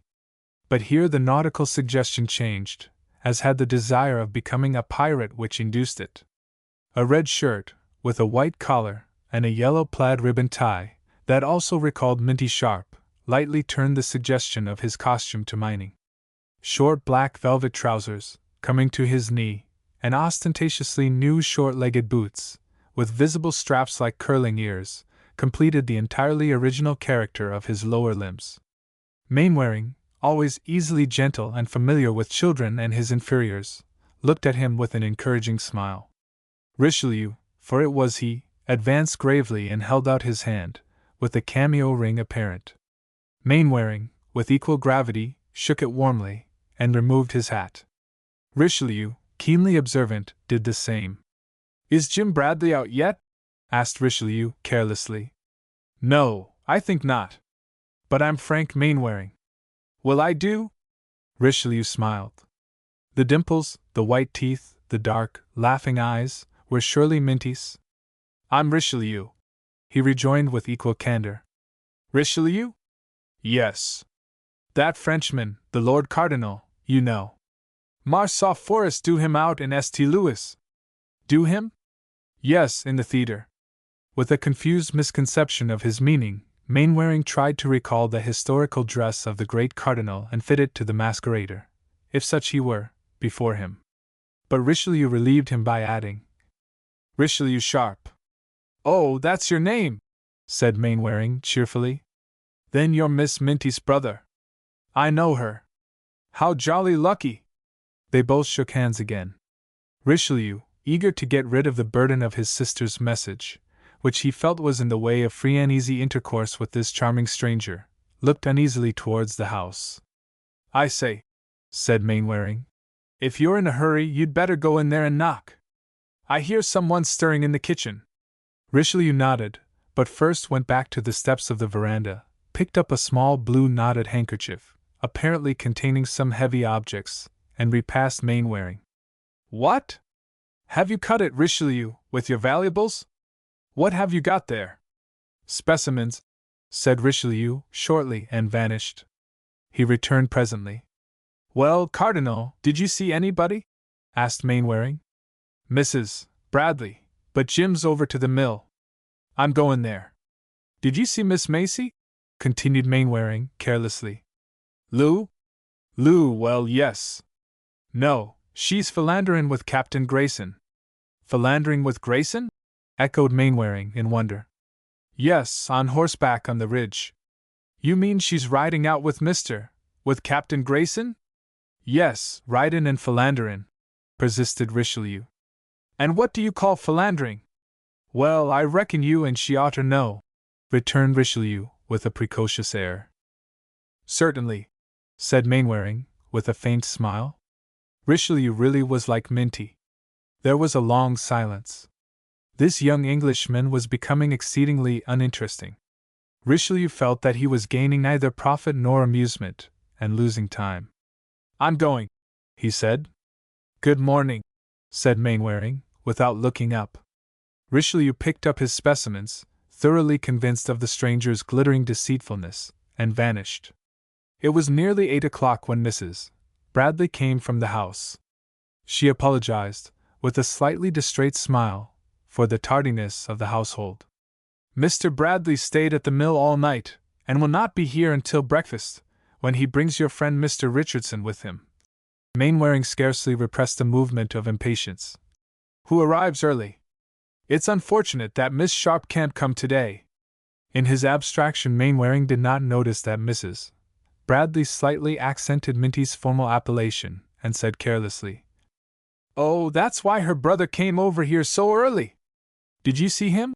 asked Mrs. Bradley, almost abruptly. "Yes. He is an amusing little beggar, but I think he shares his sister's preference for Mr. Bradley. He deserted me here in the veranda for him at the mill. Louise will keep you company as soon as she has changed her dress," continued Mrs. Bradley. "She was out riding early this morning with a friend. She's very fond of early morning rides." "And philandering," repeated Mainwaring to himself. It was quite natural for Miss Macy to ride out in the morning, after the fashion of the country, with an escort, but why had the cub insisted on the philandering? He had said, "and philandering," distinctly. It was a nasty thing for him to say. Any other fellow but he, Mainwaring, might misunderstand the whole thing. Perhaps he ought to warn her, but no. He could not repeat the gossip of a child, and that child the brother of one of her inferiors. But was Minty an inferior? Did she and Minty talk together about this fellow Grayson? At all events, it would only revive the awkwardness of the preceding day, and he resolved to say nothing. He was rewarded by a half-inquiring, half-confiding look in Louise's bright eyes, when she presently greeted him on the veranda. She had quite forgotten, she said, to tell him last night of her morning's engagement. Indeed, she had half forgotten it. It used to be a favorite practice of hers, with Captain Grayson, but she had lately given it up. She believed she had not ridden since. Since when? Asked Mainwaring. Well, since you were ill, she said frankly. A quick pleasure shone in Mainwaring's cheek and eye, but Louise's pretty lids did not drop, nor her faint, quiet bloom deepen. Breakfast was already waiting when Mr. Richardson arrived alone. He explained that Mr. Bradley had some important and unexpected business which had delayed him, but which, he added, Mr. Bradley says may prove interesting enough to you to excuse his absence this morning. Mainwaring was not displeased that his critical and observant host was not present at their meeting. Louise Macy was, however, as demurely conscious of the different bearing of the two compatriots. Richardson's somewhat self-important patronage of the two ladies, and that Californian familiarity he had acquired, changed to a certain uneasy deference towards Mainwaring, while the younger Englishman's slightly stiff and deliberate cordiality was, nevertheless, mingled with a mysterious understanding that appeared innate and unconscious. Louise was quick to see that these two men, more widely divergent in quality than any two of her own countrymen, were yet more subtly connected by some unknown sympathy than the most equal of Americans. Minty's prophetic belief of the effect of the two women upon Richardson was certainly true, as regarded Mrs. Bradley.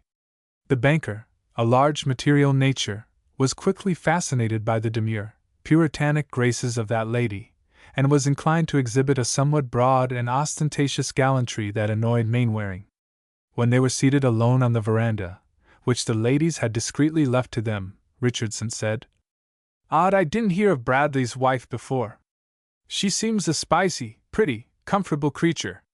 Regularly thrown away with him up here." Mainwaring replied coldly that she was an admirable helpmeet of a very admirable man, not, however, without an uneasy recollection of her previous confidences respecting her husband.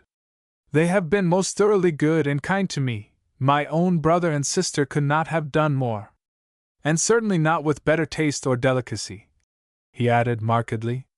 Certainly, said Richardson, hurriedly.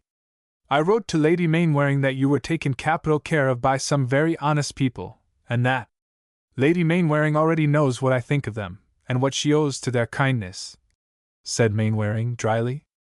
True, said Richardson, apologetically. Of course you must have seen a good deal of them. I only know Bradley in a business way. He's been trying to get the bank to help him to put up some new mills here, but we didn't see it. I dare say he is good company, rather amusing, eh? Mainwaring had the gift of his class of snubbing by the polite, and forgiving oblivion of silence. Richardson shifted uneasily in his chair, but continued with assumed carelessness. No, I only knew of this cousin, Miss Macy. I heard of her when she was visiting some friends in Menlo Park last year. Rather an attractive girl. They say Colonel Johnson, of Sacramento, took quite a fancy to her. It would have been a good match, I dare say, for he is very rich, but the thing fell through in some way. Then, they say, she wanted to marry that Spaniard, young Pico, of the Amador Ranch, but his family wouldn't hear of it. Somehow, she's deuced unlucky. I suppose she'll make a mess of it with Captain Grayson she was out riding with this morning. Didn't the bank think Bradley's mills a good investment? Asked Mainwaring quietly, when Richardson paused. Not with him in it. He is not a business man, you know. I thought he was. He seems to me an energetic man, who knows his work, and is not afraid to look after it himself. That's just it. He has got absurd ideas of cooperating with his workmen, you know, and doing everything slowly and on a limited scale. The only thing to be done is to buy up all the land on this ridge, run off the settlers, freeze out all the other mills, and put it into a big San Francisco company on shares. That's the only way we would look at it. But you don't consider the investment bad, even from his point of view? Perhaps not. And you only decline it because it isn't big enough for the bank? Exactly. Richardson, said Mainwaring, slowly rising, putting his hands in his trousers pockets, and suddenly looking down upon the banker from the easy level of habitual superiority. I wish you'd attend to this thing for me. I desire to make some return to Mr. Bradley for his kindness. I wish to give him what help he wants, in his own way, you understand. I wish it, and I believe my father wishes it, too. If you'd like him to write to you to that effect.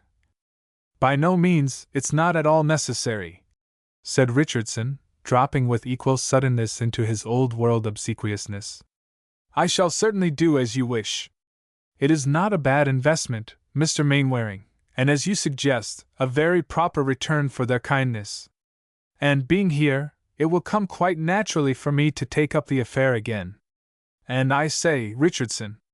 Yes, sir? As these ladies are rather short-handed in their domestic service, you know, perhaps you'd better not stay to luncheon or dinner, but go on to the Summit House. It's only a mile or two farther, and come back here this evening. I shan't want you until then. Certainly, stammered Richardson. I'll just take leave of the ladies.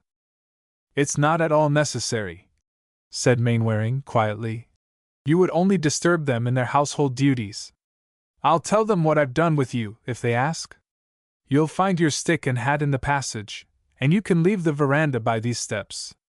By the way, you had better manage at the summit to get someone to bring my traps from here to be forwarded to Sacramento tomorrow.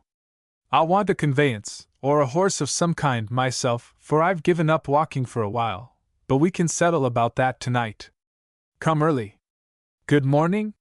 He accompanied his thoroughly subjugated countryman, who, however, far from attempting to reassert himself, actually seemed easier and more cheerful in his submission, to the end of the veranda, and watched him depart. As he turned back, he saw the pretty figure of Louise Macy leaning against the doorway. How graceful and refined she looked in that simple morning dress! What wonder that she was admired by Grayson, by Johnson, and by that Spaniard. No, by Jove, it was she that wanted to marry him. What have you sent away Mr. Richardson for? Asked the young girl, with a half-reproachful, half-mischievous look in her bright eyes. I packed him off because I thought it was a little too hard on you and Mrs. Bradley to entertain him without help. But as he was our guest, you might have left that to us, said Miss Macy. By Jove! I never thought of that, said Mainwaring, coloring in consternation. Pray forgive me, Miss Macy, but you see I knew the man, and could say it, and you couldn't. Well, I forgive you, for you look really so cut up, said Louise, laughing. But I don't know what Jenny will say of your disposing of her conquest so summarily. She stopped and regarded him more attentively. Has he brought you any bad news? If so, it's a pity you didn't send him away before. He's quite spoiling our cure. Mainwaring thought bitterly that he had. But it's a cure for all that, Miss Macy, he said, with an attempt at cheerfulness. And being a cure, you see, there's no longer an excuse for my staying here. I have been making arrangements for leaving here tomorrow. So soon? Do you think it's soon, Miss Macy? Asked Mainwaring, turning pale in spite of himself. I quite forgot that you were here as an invalid only, and that we owe our pleasure to the accident of your pain.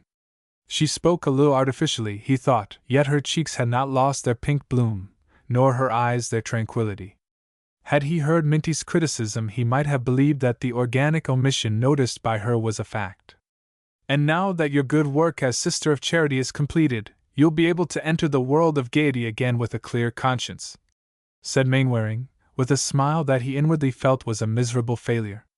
You'll be able to resume your morning rides, you know, which the wretched invalid interrupted. Louise raised her clear eyes to his, without reproach, indignation, or even wonder. He felt as if he had attempted an insult and failed. Does my cousin know you are going so soon? She asked finally. No, I did not know myself until today. You see, he added hastily, while his honest blood blazoned the lie in his cheek, I've heard of some miserable business affairs that will bring me back to England sooner than I expected. I think you should consider your health more important than any mere business, said Lise. I don't mean that you should remain here, she added with a hasty laugh. But it would be a pity, now that you have reaped the benefit of rest and taking care of yourself, that you should not make it your only business to seek it elsewhere. Mainwaring longed to say that within the last half hour, living or dying had become of little moment to him, but he doubted the truth or efficacy of this time-worn heroic of passion. He felt, too, that anything he said was a mere subterfuge for the real reason of his sudden departure. And how was he to question her as to that reason? In escaping from these subterfuges, he was compelled to lie again. With an assumption of changing the subject, he said calmly, Richardson thought he had met you before, in Menlo Park, I think. Amazed at the evident irrelevance of the remark, Louise said coldly that she did not remember having seen him before. I think it was at a Mr. Johnson's, or with a Mr. Johnson, or perhaps at one of those Spanish ranches. I think he mentioned some name like Pico. Louise looked at him wonderingly for an instant, and then gave way to a frank, irrepressible laugh, which lent her delicate but rather set little face all the color he had missed. Partially relieved by her unconcern, and yet mortified that he had only provoked her sense of the ludicrous, he tried to laugh also. Then, to be quite plain, said Louise, wiping her now humid eyes, you want me to understand that you really didn't pay sufficient attention to hear correctly. Thank you, that's a pretty English compliment, I suppose. I dare say you wouldn't call it philandering? I certainly shouldn't, for I don't know what philandering means. Mainwaring could not reply, with Richelieu. You ought to know. Nor did he dare explain what he thought it meant, and how he knew it. Louise, however, innocently solved the difficulty. There's a country song I've heard Minty sing, she said. It runs. Have you been listening to her also? No, said Mainwaring, with a sudden incomprehensible, but utterly irrepressible, resolution. But I may march in, you know, and perhaps I must choose my true love now or never. Will you help me, Miss Macy? He drew gently near her. He had become quite white, but also very manly, and it struck her, more deeply, thoroughly, and conscientiously sincere than any man who had before addressed her. She moved slightly away, as if to rest herself by laying both hands upon the back of the chair. Where do you expect to begin your searching? She said, leaning on the chair and tilting it before her. Or are you as vague as usual as to locality? Is it at some Mr. Johnson or Mr. Pico or— Here, he interrupted boldly. "I really think you ought to first tell my cousin that you are going away tomorrow," she said, with a faint smile. "It's such short notice. She's just in there." She nodded her pretty head, without raising her eyes towards the hall. "But it may not be so soon," said Mainwaring. "Oh, then the Sarchin is not so important," said Louise, raising her head and looking towards the hall with some uneasy but indefinable feminine instinct. She was right. The sitting-room door opened, and Mrs. Bradley made her smiling appearance. "Mr. Mainwaring was just looking for you," said Louise, for the first time raising her eyes to him. "He's not only sent off Mr. Richardson, but he's going away himself tomorrow." Mrs. Bradley looked from the one to the other in mute wonder. Mainwaring cast an imploring glance at Louise, which had the desired effect. Much more seriously, and in a quaint businesslike way, the young girl took it upon herself to explain to Mrs.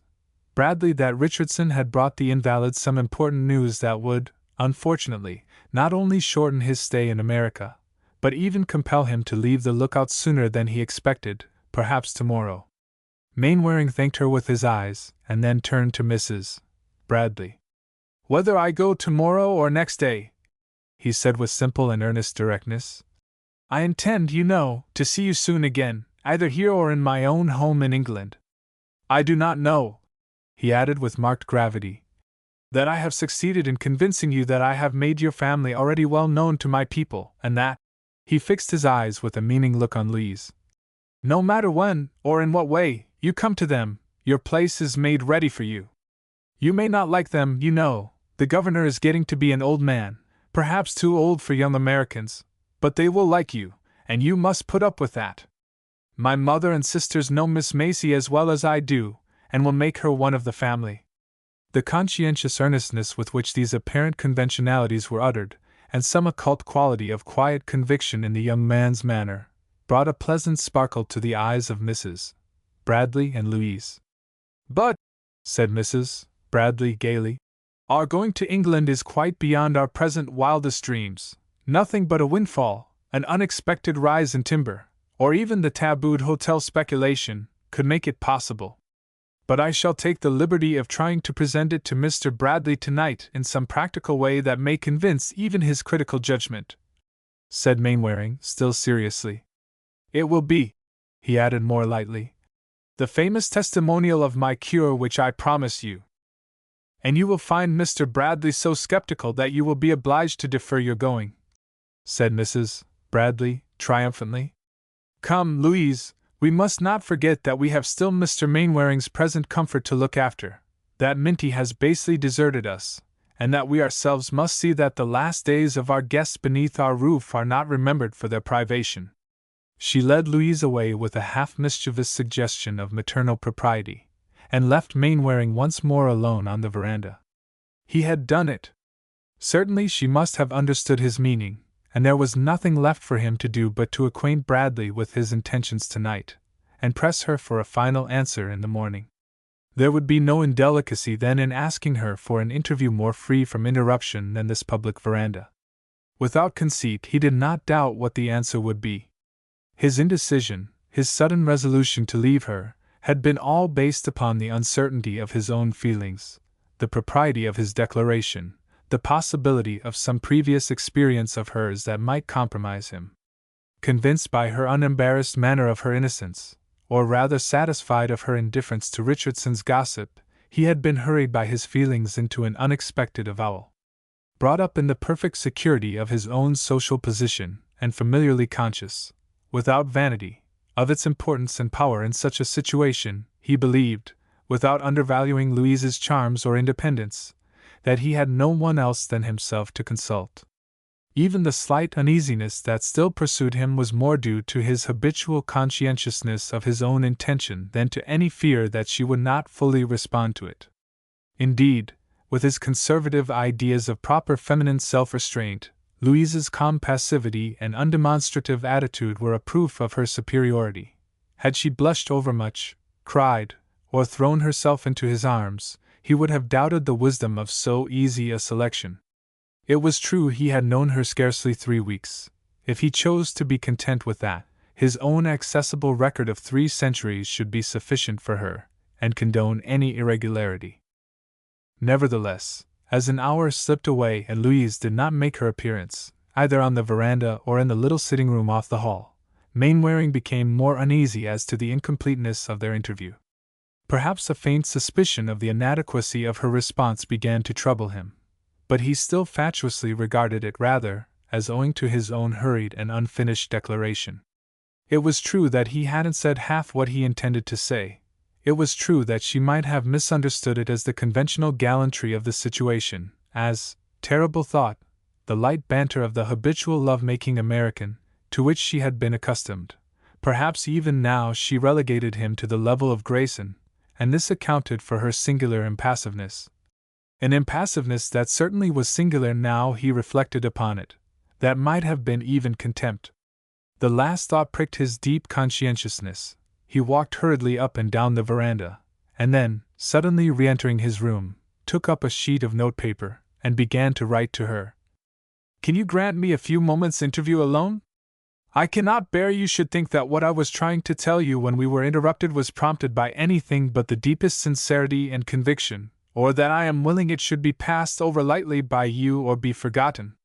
Pray give me a chance of proving it, by saying you will see me. F.M." But how should he convey this to her? His delicacy revolted against handing it to her behind Mrs.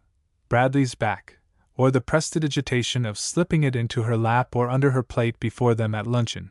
He thought for an instant of the Chinamen, but gentlemen, except in that mirror of nature, the stage, usually hesitate to suborn other people's servants, or entrust a woman's secret to her inferiors.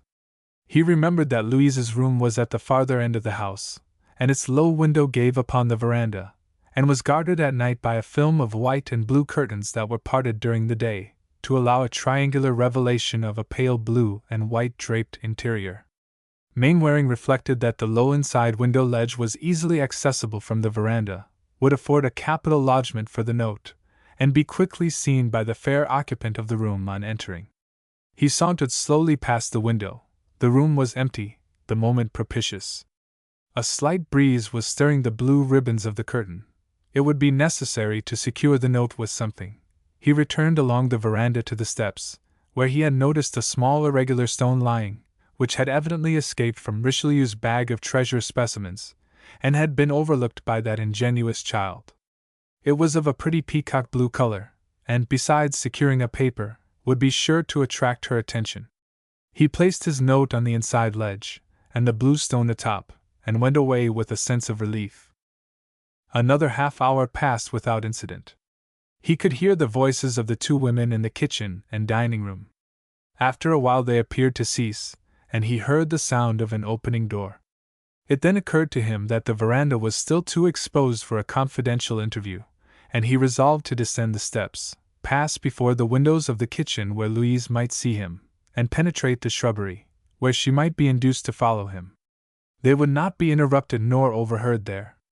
But he had barely left the veranda before the figure of Richelieu, who had been patiently waiting for Mainwaring's disappearance, emerged stealthily from the shrubbery.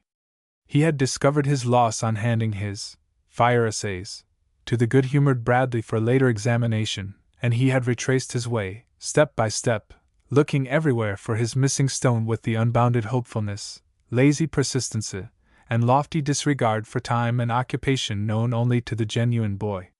He remembered to have placed his knotted bag upon the veranda, and slipping off his stiff boots slowly and softly, slid along against the wall of the house, looking carefully on the floor, and yet preserving a studied negligence of demeanor, with one hand in his pocket, and his small mouth contracted into a singularly soothing and almost voiceless whistle, Richelieu's own peculiar accomplishment. But no stone appeared. Like most of his genus, he was superstitious, and repeated to himself the cabalistic formula, Lusens secans, findens keepits, presumed to be of great efficacy in such cases, with religious fervor. He had laboriously reached the end of the veranda when he noticed the open window of Louise's room, and stopped as a perfunctory duty to look in. And then Richelieu Sharp stood for an instant utterly confounded and aghast at this crowning proof of the absolute infamy and sickening enormity of man.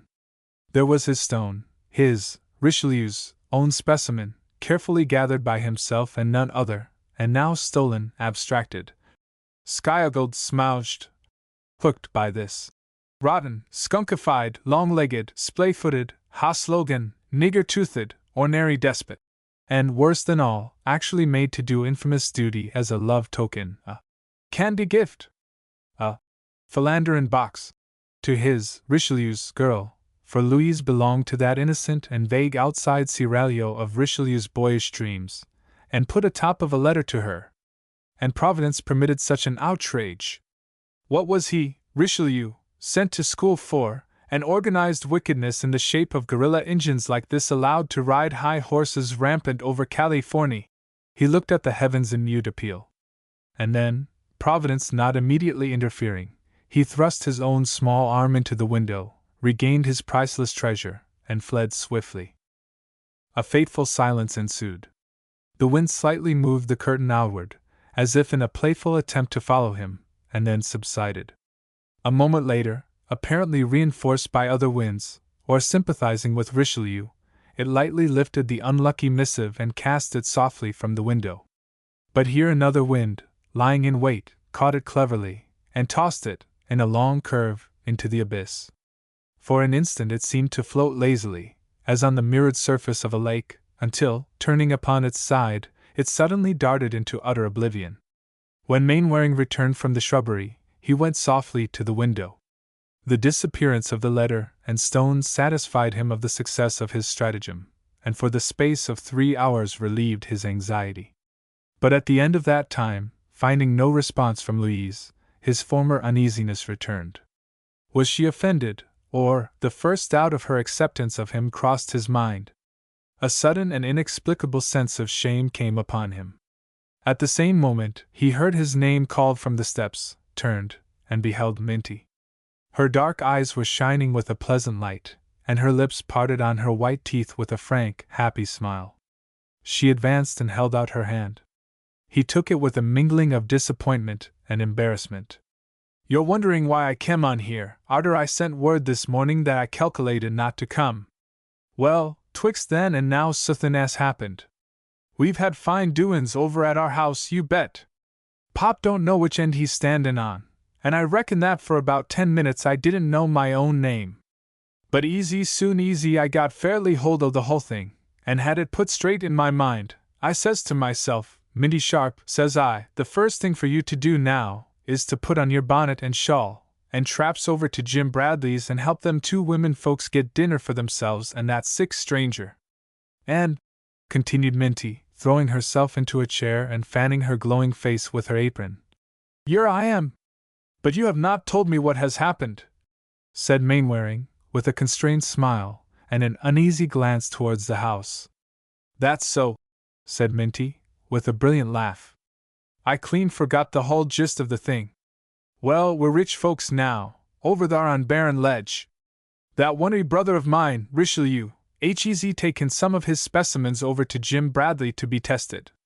And Bradley, just to please that child, takes 'em, and not an hour ago Bradley comes running, like he switch, over to Pop to tell him to put up his notices, for the hull of that ledge where the forge stands is a mine o' silver and copper.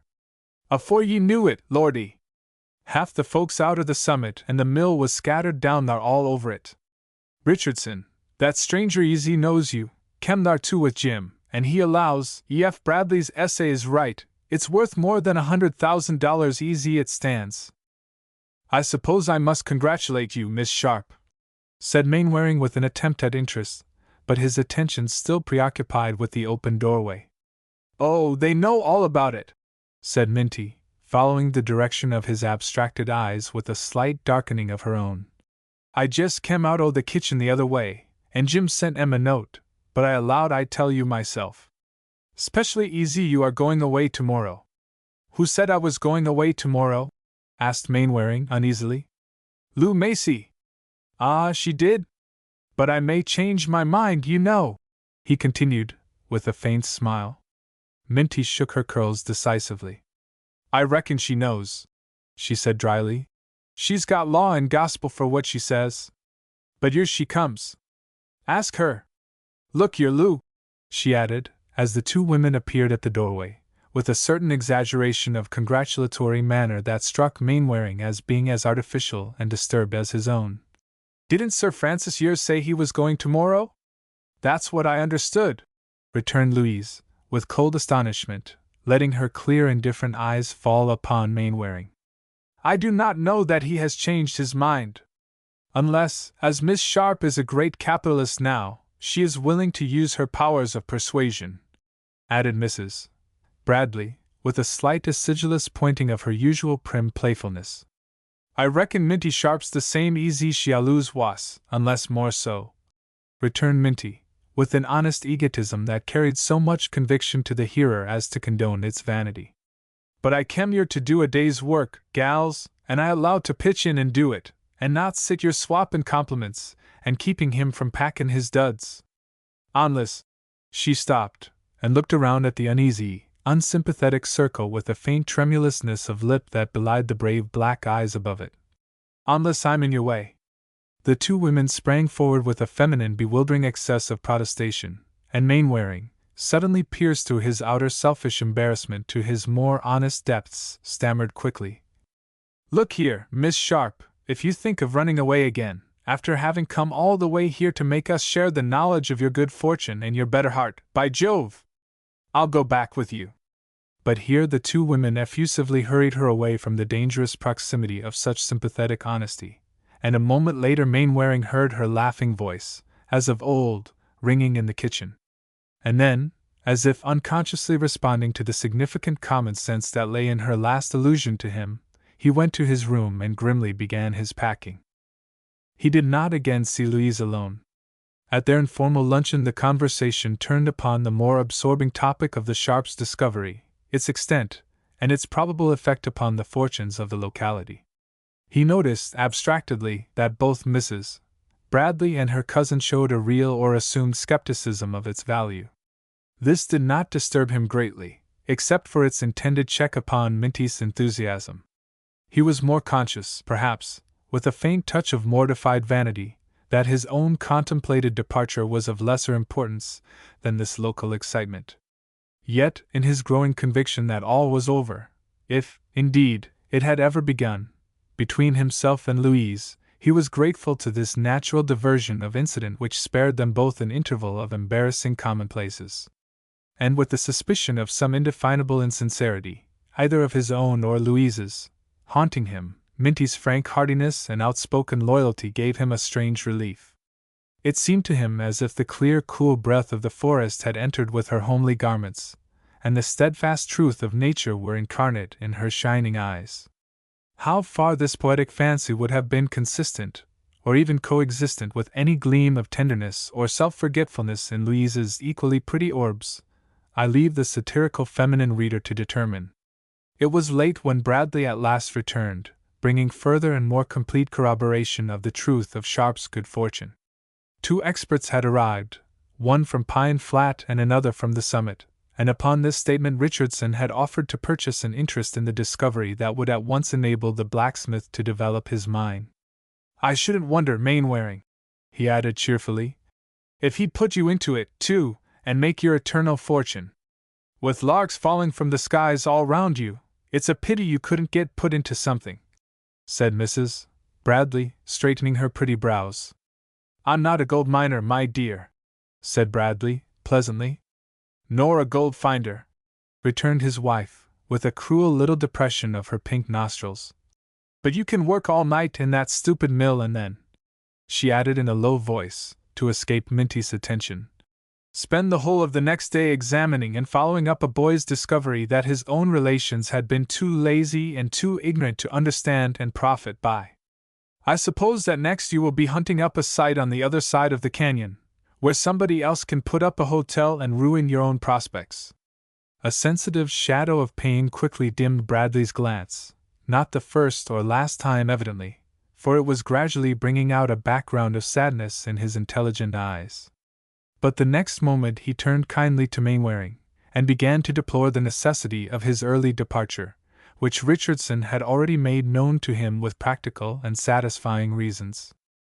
"I hope you won't forget, my dear fellow, that your most really urgent business is to look after your health, and if, hereafter, you'll only remember the old lookout enough to impress that fact upon you, I shall feel that any poor service I have rendered you has been amply repaid. Mainwaring, notwithstanding that he winced slightly at this fateful echo of Louise's advice, returned the grasp of his friend's hand with an honest pressure equal to his own. He longed now only for the coming of Richardson, to complete his scheme of grateful benefaction to his host. The banker came fortunately as the conversation began to flag, and Mrs. Bradley's half-coquettish ill-humor of a pretty woman, and Louise's abstracted indifference, were becoming so noticeable as to even impress Minty into a thoughtful taciturnity. The graciousness of his reception by Mrs. Bradley somewhat restored his former ostentatious gallantry, and his self-satisfied, domineering manner had enough masculine power in it to favorably affect the three women, who, it must be confessed, were a little bored by the finer abstractions of Bradley and Mainwaring. After a few moments, Mainwaring rose and, with a significant glance at Richardson to remind him of his proposed conference with Bradley, turned to leave the room. He was obliged to pass Louise, who was sitting by the table. His attention was suddenly arrested by something in her hand with which she was listlessly playing. It was the stone which he had put on his letter to her. As he had not been present when Bradley arrived, he did not know that this fateful object had been brought home by his host, who, after receiving it from Richelieu, had put it in his pocket to illustrate his story of the discovery. On the contrary, it seemed that Louise's careless exposure of his foolish stratagem was gratuitously and purposely cruel. Nevertheless, he stopped and looked at her. "That's a queer stone you have there," he said, in a tone which she recognized as coldly and ostentatiously civil. "Yes," she replied without looking up. "It's the outcrop of that mine." She handed it to him as if to obviate any further remark. "I thought you had seen it before." "The outcrop," he repeated dryly. "That is, it is the indication or sign of something important that's below it, isn't it?" Louise shrugged her shoulders skeptically. "It don't follow. It's just as likely to cover rubbish, after you've taken the trouble to look." "Thanks," he said, with measured gentleness, and passed quietly out of the room. The moon had already risen when Bradley, with his briarwood pipe, preceded Richardson upon the veranda. The latter threw his large frame into Louise's rocking chair near the edge of the abyss. Bradley, with his own chair tilted against the side of the house after the national fashion, waited for him to speak. The absence of Mainwaring and the stimulus of Mrs. Bradley's graciousness had given the banker a certain condescending familiarity, which Bradley received with amused and ironical tolerance that his twinkling eyes made partly visible in the darkness. "One of the things I wanted to talk to you about, Bradley, was that old affair of the advance you asked for from the bank. We did not quite see our way to it then, and speaking as a business man, it isn't really a matter of business now, but it has lately been put to me in a light that would make the doing of it possible, you understand? The fact of the matter is this: Sir Robert Mainwaring, the father of the young fellow you've got in your house, is one of our directors and largest shareholders, and I can tell you, if you don't suspect it already, you've been lucky, Bradley, deucedly lucky, to have had him in your house and to have rendered him a service.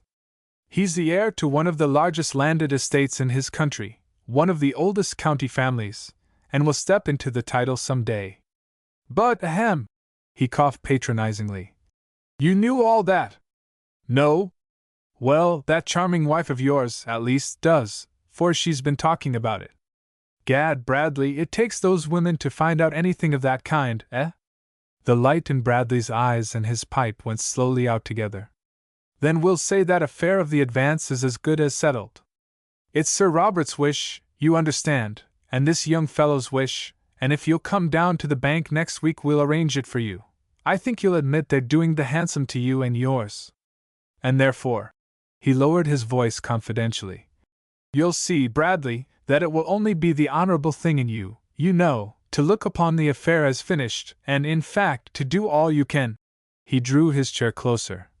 To drop this other foolishness." "I don't think I quite understand you," said Bradley, slowly. "But your wife does if you don't," returned Richardson bluntly. I mean this foolish flirtation between Louise Macy and Mainwaring, which is utterly preposterous. Why, man, it can't possibly come to anything, and it couldn't be allowed for a moment. Look at his position and hers. I should think, as a practical man, it would strike you. Only one thing strikes me, Richardson, interrupted Bradley, in a singularly distinct whisper, rising and moving nearer the speaker. It is that you're sitting perilously near the edge of this veranda. For, by the living God, if you don't take yourself out of that chair and out of this house, I won't be answerable for the consequences. Hold on there a minute, will you? Said Mainwaring's voice from the window. Both men turned towards it. A long leg was protruding from Mainwaring's window. It was quickly followed by the other leg and body of the occupant, and the next moment Mainwaring came towards the two men, with his hands in his pockets. Not so loud, he said, looking towards the house. Let that man go, said Bradley in a repressed voice. You and I, Mainwaring, can speak together afterwards. That man must stay until he hears what I have got to say, said Mainwaring, stepping between them. He was very white and grave in the moonlight, but very quiet, and he did not take his hands from his pockets. I've listened to what he said because he came here on my business, which was simply to offer to do you a service. That was all, Bradley, that I told him to do. This rot about what he expects of you in return is his own impertinence. If he'd punched his head when he began it, it would have been all right. But since he has begun it, before he goes I think he ought to hear me tell you that I have already offered myself to Miss Macy, and she has refused me. If she had given me the least encouragement, I should have told you before. Further, I want to say that, in spite of that man's insinuations, I firmly believe that no one is aware of the circumstance except Miss Macy and myself. I had no idea of intimating that anything had happened that was not highly honorable and creditable to you and the young lady, began Richardson hurriedly. I don't know that it was necessary for you to have any ideas on the subject at all, said Mainwaring sternly. Nor that, having been shown how you have insulted this gentleman and myself, you need trouble us an instant longer with your company. You need not come back. I will manage my other affairs myself. Very well, Mr. Mainwaring, but you may be sure that I shall certainly take the first opportunity to explain myself to Sir Robert, returned Richardson as, with an attempt at dignity, he strode away. There was an interval of silence. Don't be too hard upon a fellow, Bradley, said Mainwaring as Bradley remained dark and motionless in the shadow. It is a poor return I'm making you for your kindness, but I swear I never thought of anything like this. Nor did I, said Bradley bitterly. I know it, and that's what makes it so infernally bad for me. Forgive me, won't you? Think of me, old fellow, as the wretchedest ass you ever met, but not such a cad as this would make me. As Mainwaring stepped out from the moonlight towards him with extended hand, Bradley grasped it warmly. Thanks, old fellow. And Bradley, I say, don't say anything to your wife, for I don't think she knows it. And Bradley, look here, I didn't like to be anything but plain before that fellow, but I don't mind telling you, now that it's all over, that I really think Miss Macy, didn't altogether understand me either. With another shake of the hand they separated for the night. For a long time after Mainwaring had gone, Bradley remained gazing thoughtfully into the great canyon. He thought of the time when he had first come there, full of life and enthusiasm, making an ideal world of his pure and wholesome eyrie on the ledge. What else he thought will, probably, never be known until the misunderstanding of honorable and chivalrous men by a charming and illogical sex shall incite the audacious pen of some more daring romancer. When he returned to the house, he said kindly to his wife, I have been thinking today about your hotel scheme, and I shall write to Sacramento tonight to accept that capitalist's offer. Chapter V. The sun was just rising. In 2 years of mutation and change it had seen the little cottage clinging like a swallow's nest to the rocky caves of a great Sierran canyon give way to a straggling, many-galleried hotel, and a dozen blackened chimneys rise above the barren tableland where once had stood the lonely forge. To that conservative orb of light and heat there must have been a peculiar satisfaction in looking down a few hours earlier upon the battlements and gables of Oldenhurst, whose base was deeply embedded in the matured foundations and settled traditions of an English county. For the rising sun had for 10 centuries found Oldenhurst in its place, from the heavy stone terrace that covered the dead and forgotten wall, where a Roman sentinel had once paced, to the little grating in the cloistered quadrangle, where it had seen a Cistercian brother place the morning dole.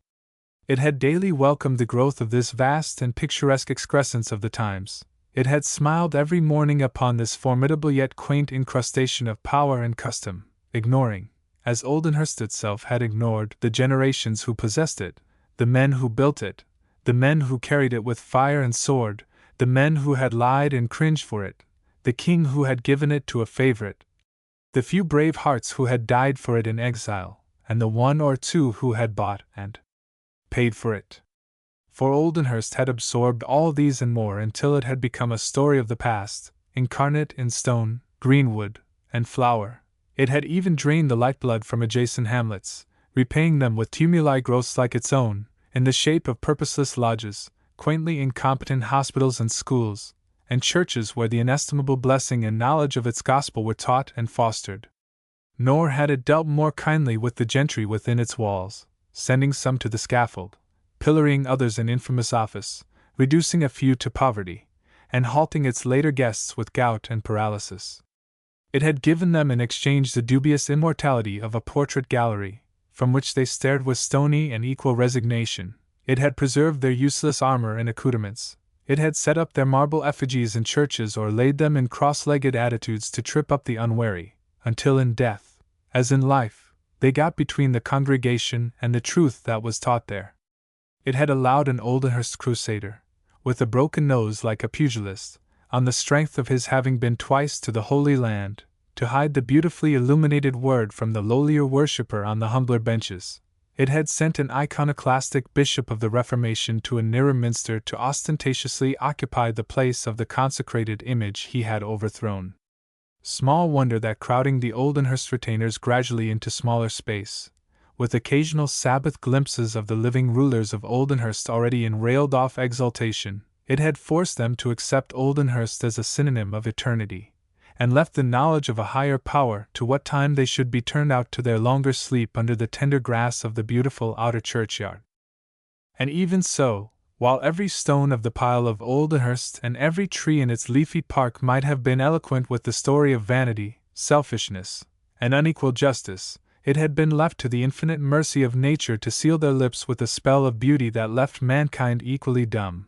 Earth, air, and moisture had entered into a gentle conspiracy to soften, mellow, and clothe its external blemishes of breach and accident, its irregular design, its additions, accretions, ruins, and lapses with a harmonious charm of outline and color.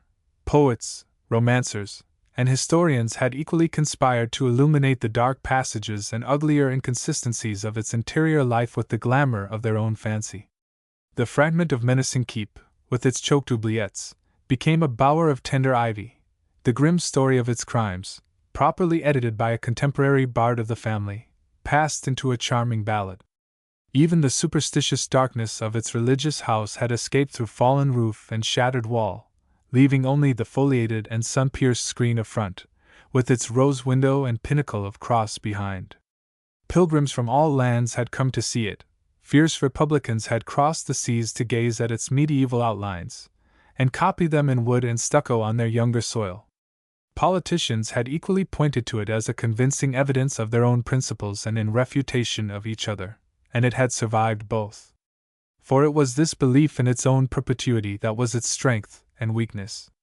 And that belief was never stronger than on this bright August morning, when it was on the verge of dissolution. A telegram brought to Sir Robert Mainwaring had even then as completely shattered and disintegrated Oldenhurst, in all it was and all it meant, as if the brown paper envelope had been itself charged with the electric fluid. Sir Robert Mainwaring, whose family had for 3 centuries possessed Oldenhurst, had received the news of his financial ruin, and the vast pile which had survived the repeated invasion of superstition, force, intrigue, and even progress, had succumbed to a foe its founders and proprietors had loftily ignored and left to Jews and traitors. The acquisition of money, except by despoilment, gift, royal favor, or inheritance, had been unknown at Oldenhurst. The present degenerate custodian of its fortunes, staggering under the weight of its sentimental mortmain already alluded to, had speculated in order to keep up its material strength, that was gradually shrinking through impoverished land and the ruined trade it had despised. He had invested largely in California mines, and was the chief shareholder in a San Francisco bank. But the mines had proved worthless. The bank had that morning suspended payment, owing to the failure of a large land and timber company on the Sierras which it had imprudently carried. The spark which had demolished Oldenhurst had been fired from the new telegraph station in the hotel above the great Sierran Canyon. There was a large house party at Oldenhurst that morning, but it had been a part of the history of the Mainwarings to accept defeat gallantly and as became their blood. Sir Percival, the second gentleman on the left as you entered the library, unhorsed, dying on a distant moor, with a handful of followers, abandoned by a charming prince and a miserable cause, was scarcely a greater hero than this ruined but undaunted gentleman of 80, entering the breakfast-room a few hours later as jauntily as his gout would permit, and conscientiously dispensing the hospitalities of his crumbling house. When he had arranged a few pleasure parties for the day and himself thoughtfully anticipated the different tastes of his guests, he turned to Lady Mainwaring. "Don't forget that somebody ought to go to the station to meet the Bradleys. Frank writes from St. Moritz that they are due here today."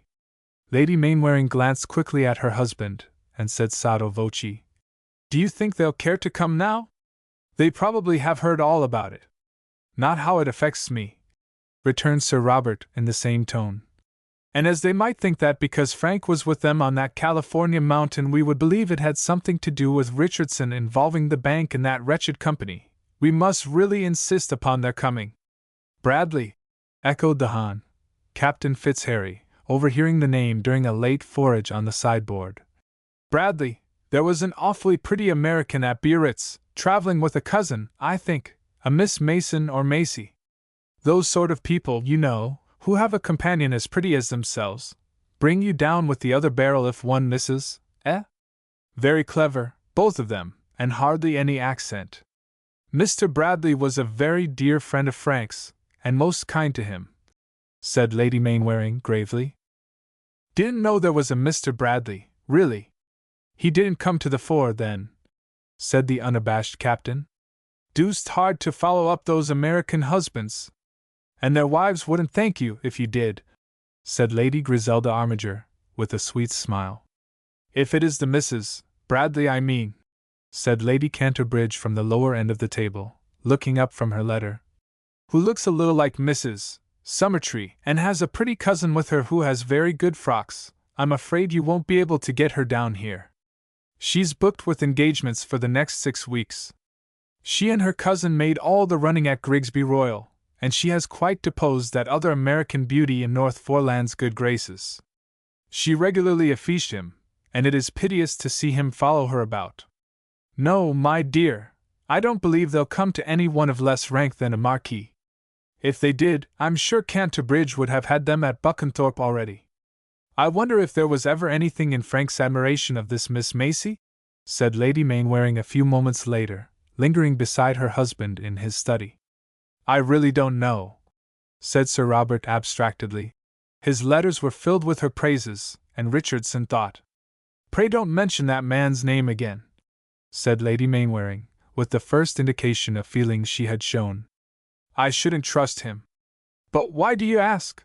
returned her husband. Lady Mainwaring was silent for a moment. "She is very rich, I believe," she said slowly.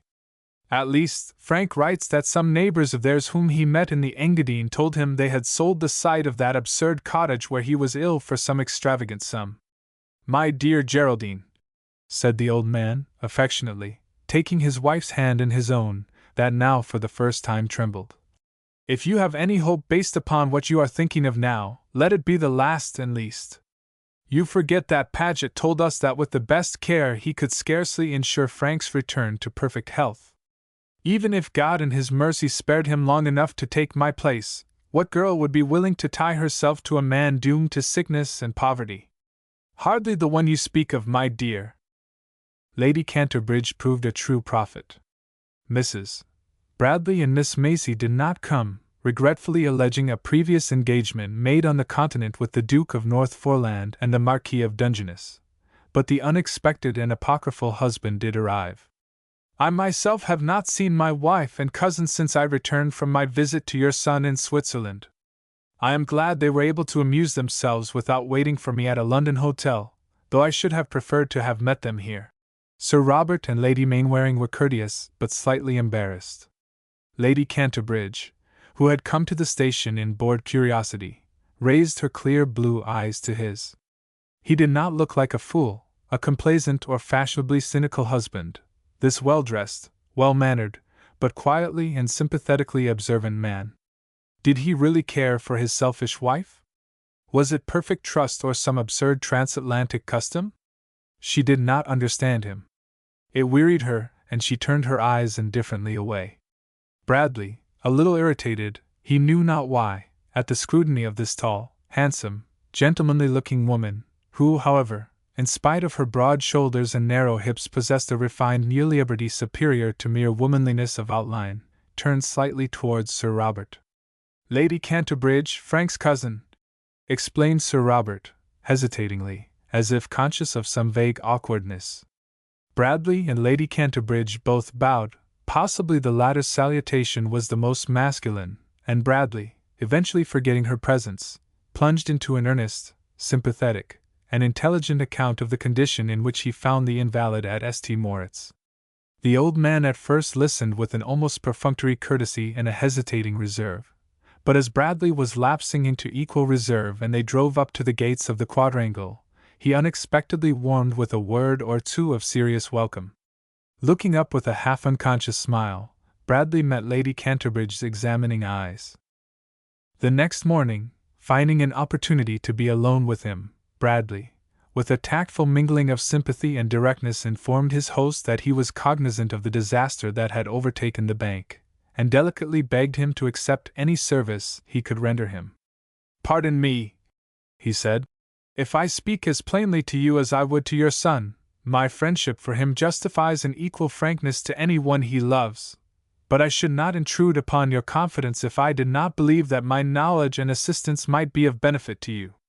Although I did not sell my lands to Richardson or approve of his methods," he continued, "I fear it was some suggestion of mine that eventually induced him to form the larger and more disastrous scheme that ruined the bank.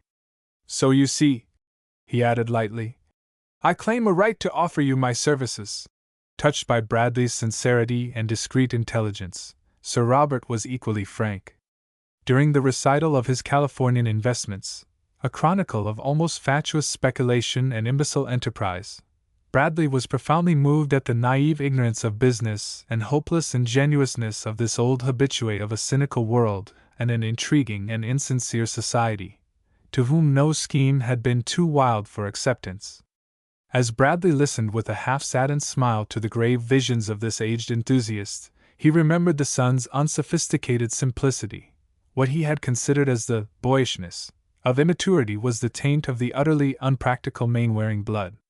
It was upon this blood, and others like it, that Oldenhurst had for centuries waxed and fattened.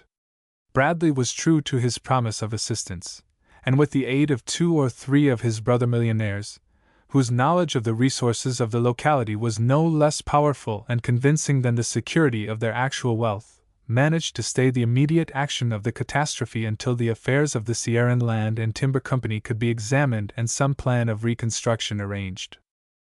During this interval of 5 months, in which the credit of Sir Robert Mainwaring was preserved with the secret of his disaster, Bradley was a frequent and welcome visitor to Oldenhurst.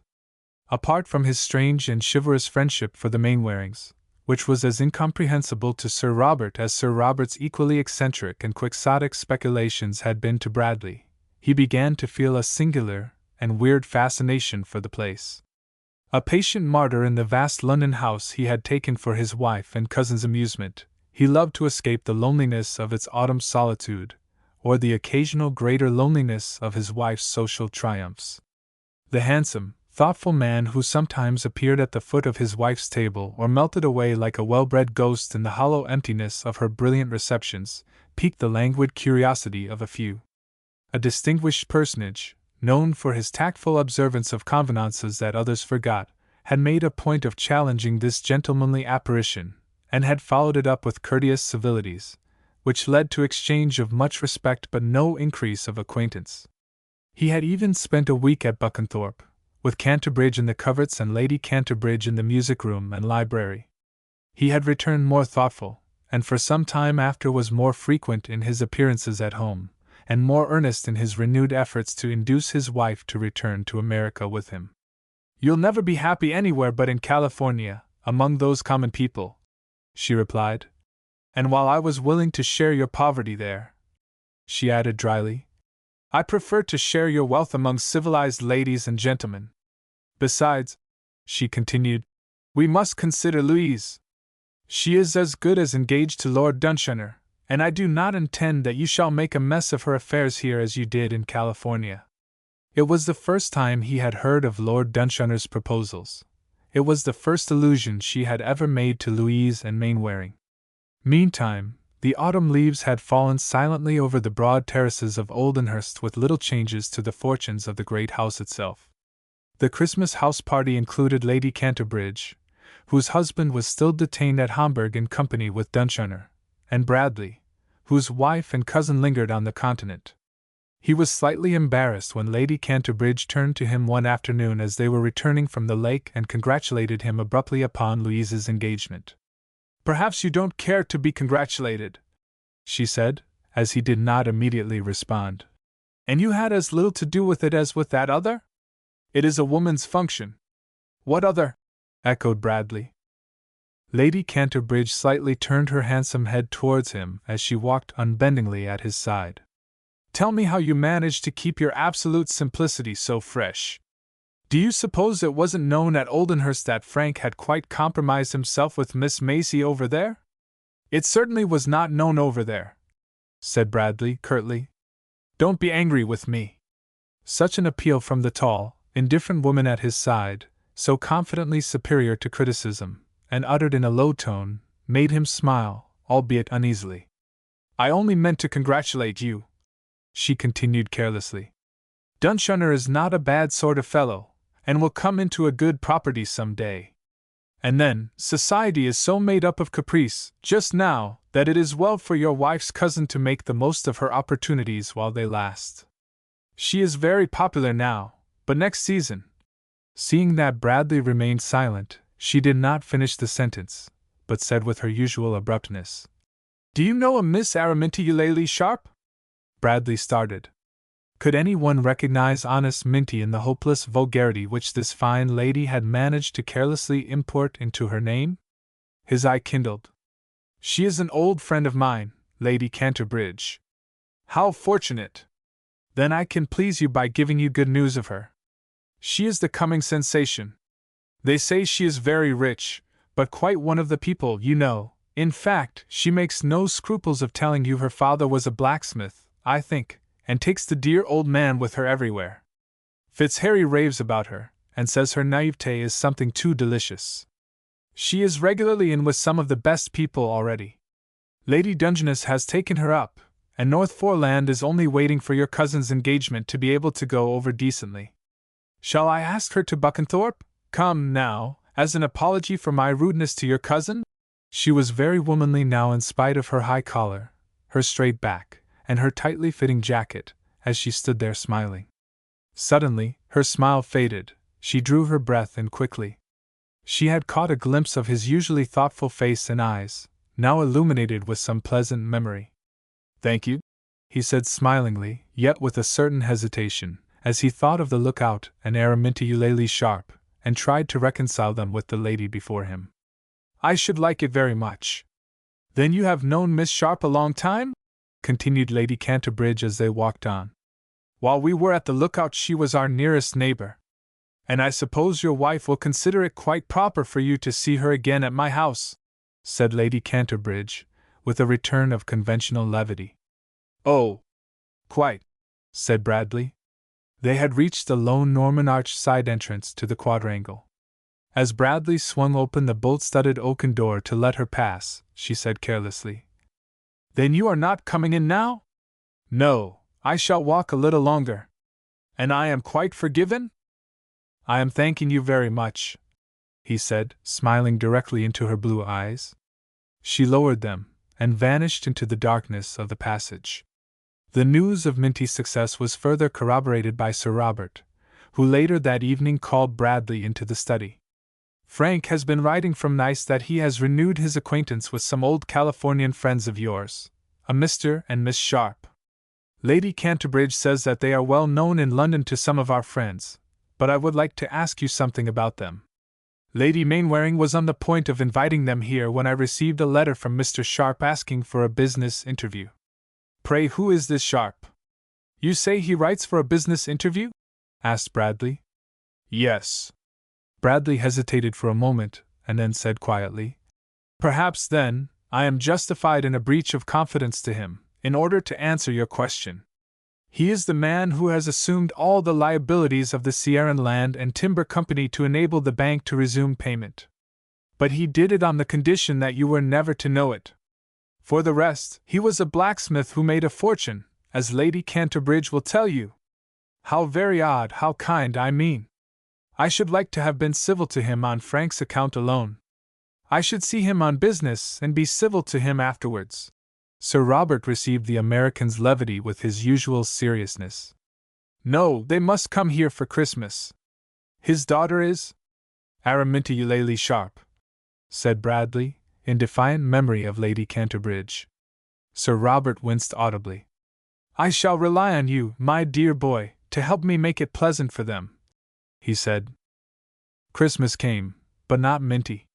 It drew a large contingent from Oldenhurst to the quaint old church, who came to view the green-wreathed monuments, and walls spotted with crimson berries, as if with the blood of former Oldenhurst warriors, and to impress the wondering villagers with the ineffable goodness and bounty of the Creator towards the lords of Oldenhurst and their friends. Sir Robert, a little gouty, kept the house, and Bradley, somewhat uneasy at the Sharp's absence, but more distrait with other thoughts, wandered listlessly in the long library. At the lower angle it was embayed into the octagon space of a former tower, which was furnished as a quaint recess for writing or study, pierced through its enormous walls with a lance-shaped window, hidden by heavy curtains. He was gazing abstractedly at the melancholy eyes of Sir Percival, looking down from the dark panel opposite, when he heard the crisp rustle of a skirt. Lady Canterbridge, tightly and stiffly buttoned in black from her long narrow boots to her slim, white-collared neck, stood beside him with a prayer-book in her unloved hand. Bradley colored quickly. The penetrating incense of the Christmas boughs and branches that decked the walls and ceilings, mingled with some indefinable intoxicating aura from the woman at his side, confused his senses. He seemed to be losing himself in some forgotten past coeval with the long, quaintly lighted room, the rich hangings, and the painted ancestor of this handsome woman. He recovered himself with an effort, and said, You are going to church? I may meet them coming home, it's all the same. You like him? She said abruptly, pointing to the portrait. I thought you did not care for that sort of man over there. A man like that must have felt the impotence of his sacrifice before he died, and that condoned everything, said Bradley, thoughtfully. Then you don't think him a fool? Bob says it was a fair bargain for a title and an office, and that by dying he escaped trial and the confiscation of what he had. Bradley did not reply. I am disturbing your illusions again. Yet I rather like them. I think you are quite capable of a sacrifice. Perhaps you know what it is already. He felt that she was looking at him. He felt equally that he could not respond with a commonplace. He was silent. I have offended you again, Mr. Bradley, she said. Please be Christian, and pardon me. You know this is a season of peace and goodwill. She raised her blue eyes at the same moment to the Christmas decorations on the ceiling. They were standing before the parted drapery of the lance window. Midway between the arched curtains hung a spray of mistletoe, the conceit of a mischievous housemaid. Their eyes met it simultaneously. Bradley had Lady Canterbridge's slim, white hand in his own. The next moment voices were heard in the passage, and the door nearly opposite to them opened deliberately. The idea of their apparent seclusion and half-compromising attitude flashed through the minds of both at the same time. Lady Canterbridge stepped quickly backward, drawing Bradley with her, into the embrasure of the window. The folds of the curtain swung together and concealed them from view. The door had been opened by the footman, ushering in a broad-shouldered man, who was carrying a traveling bag and an umbrella in his hand. Dropping into an armchair before the curtain, he waved away the footman, who, even now, mechanically repeated a previously vain attempt to relieve the stranger of his luggage. "You leave that grip sack where it is, young man, and tell Sir Robert Mainwaring that Mr. Demander Sharp, of California, wishes to see him, on business, d'ye hear? You hang on to that sentence, on business. It's about much easy you can carry, I reckon, and leave that grip sack alone." From behind the curtain Bradley made a sudden movement to go forward, but Lady Canterbridge, now quite pale but collected, restrained him with a warning movement of her hand. Sir Robert's stick and halting step were next heard along the passage, and he entered the room. His simple and courteous greeting of the stranger was instantly followed by a renewed attack upon the grip sack, and a renewed defense of it by the stranger. "No, Sir Robert," said the voice argumentatively. "This yere's a business interview, and until it's over, if you please, we'll remain easy we air. I'm Demander Sharp, of California, and I and my daughter Minty once had the pleasure of knowing your boy over thar, and of meeting him again the other day at Nice. I think," said Sir Robert's voice gently, "that these are not the only claims you have upon me. I have only a day or two ago heard from Mr. Bradley that I owe to your generous hands and your disinterested liberality the saving of my California fortune." There was the momentary sound of a pushed-back chair, a stamping of feet, and then Mr. Sharp's voice rose high with the blacksmith's old querulous aggrieved utterance. "So it's that Fenikin," conceded Bradley agin, "that's give me away. Yef, that man's all-fired belief in his being the angel Gabriel and Daniel Webster rolled into one don't beat anythin'. I suppose that high-flying jay-bird calculated to put you and me and my gal and your boy inter harness for his 4-hoss chariot, and he's sittin' cam on the box drivin' us. Why don't he tend to his own business, and look arter his own concerns, instead o' leaving Ginny Bradley and Lou Macy dependent on kings and queens and titled folks generally, and he, Jim Bradley, philanderin' with another man's wife, while that thar man is hard at work tryin' to make a honest livin' fair his wife, buckin' Agin Pharaoh and the Tiger Generally at Monaco. Eh? And that man ain't meddlin' with me. Yef," continued the voice, dropped to a tone of hopeless moral conviction. "Yef, there's a man I morally despise, it's that Fenikin Jim Bradley." "You quite misunderstand me, my dear sir," said Sir Robert's hurried voice. "He told me you had pledged him to secrecy, and he only revealed it to explain why you wished to see me." There was a grunt of half-placated wrath from Sharp, and then the voice resumed, but more deliberately. "Well, to come back to business, you've got a boy, Francis, and I've got a darter, Araminty. They've sorter taken a shine to each other, and they want to get married. Mind yer, wait a moment, it wasn't allus so. No, sir. When my gal Araminty first seed your boy in California she was poor, and she didn't calculate to get inter anybody's family unbeknownst or on sufferance. Then she got rich and you got poor, and then, hold on a minute, she allows, does my girl, that there ain't any nearer chance o' their making a match than they were afore, for she isn't goin' to hev it said that she married your son fur the chance of some day becomin' Lady Mainwaring." "One moment, Mr. Sharp," said the voice of the baronet gravely. "I am both flattered and pained by what I believe to be the kindly object of your visit. Indeed, I may say I have gathered a suspicion of what might be the sequel of this most unhappy acquaintance of my son and your daughter, but I cannot believe that he has kept you in ignorance of his unfortunate prospects, and his still more unfortunate state of health. When I told ye to hold on a minute," continued the blacksmith's voice, with a touch of querulousness in its accent, "that was just what I was comin' to. I knowed part of it from my own pocket, she knowed the rest of it from his lip and the doctors she interviewed. And then she says to me, says my girl Minty, 'Pop,' she says, 'he's got nothing to live for now but his title, and that he never may live to get, so that I think he can just go, Pop, and fairly and squarely, as a honest man, ask his father to let me hev him.' Them's my darter's own words, Sir Robert, and when I tell yer that she's got $1,000,000 to back them, you'll know she means business, every time." Did Francis know that you were coming here? Bless ye, no! He don't know that she would have him. Yef it kem to that, he ain't even asked her. She wouldn't let him until she was sure of you. Then you mean to say there is no engagement? In course not. I reckon to do the square thing first with ye. The halting step of the baronet crossing the room was heard distinctly. He had stopped beside Sharp. My dear Mr. Sharp, he said in a troubled voice, I cannot permit this sacrifice. It is too great. Then, said Sharp's voice querulously, I'm afraid we must do without your permission. I didn't reckon to find a sort o' British Jim Bradley in you. If you can't permit my daughter to sacrifice herself by marrying your son, I can't permit her to sacrifice her love and him by not marrying him.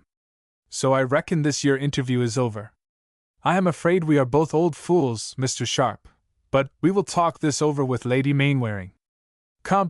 There was evidently a slight struggle near the chair over some inanimate object. But the next moment the baronet's voice rose, persuasively. Really, I must insist upon relieving you of your bag and umbrella. Well, if you'll let me telegraph yes to Minty, I don't care if you're due. When the room was quiet again, Lady Canterbridge and James Bradley silently slipped from the curtain, and without a word, separated at the door. There was a Merry Christmas at Oldenhurst and at Nice. But whether Minty's loving sacrifice was accepted or not, or whether she ever reigned as Lady Mainwaring, or lived an untitled widow, I cannot say. But as Oldenhurst still exists in all its pride and power, it is presumed that the peril that threatened its fortunes was averted, and that if another heroine was not found worthy of a frame in its picture gallery, at least it had been sustained as of old by devotion and renunciation.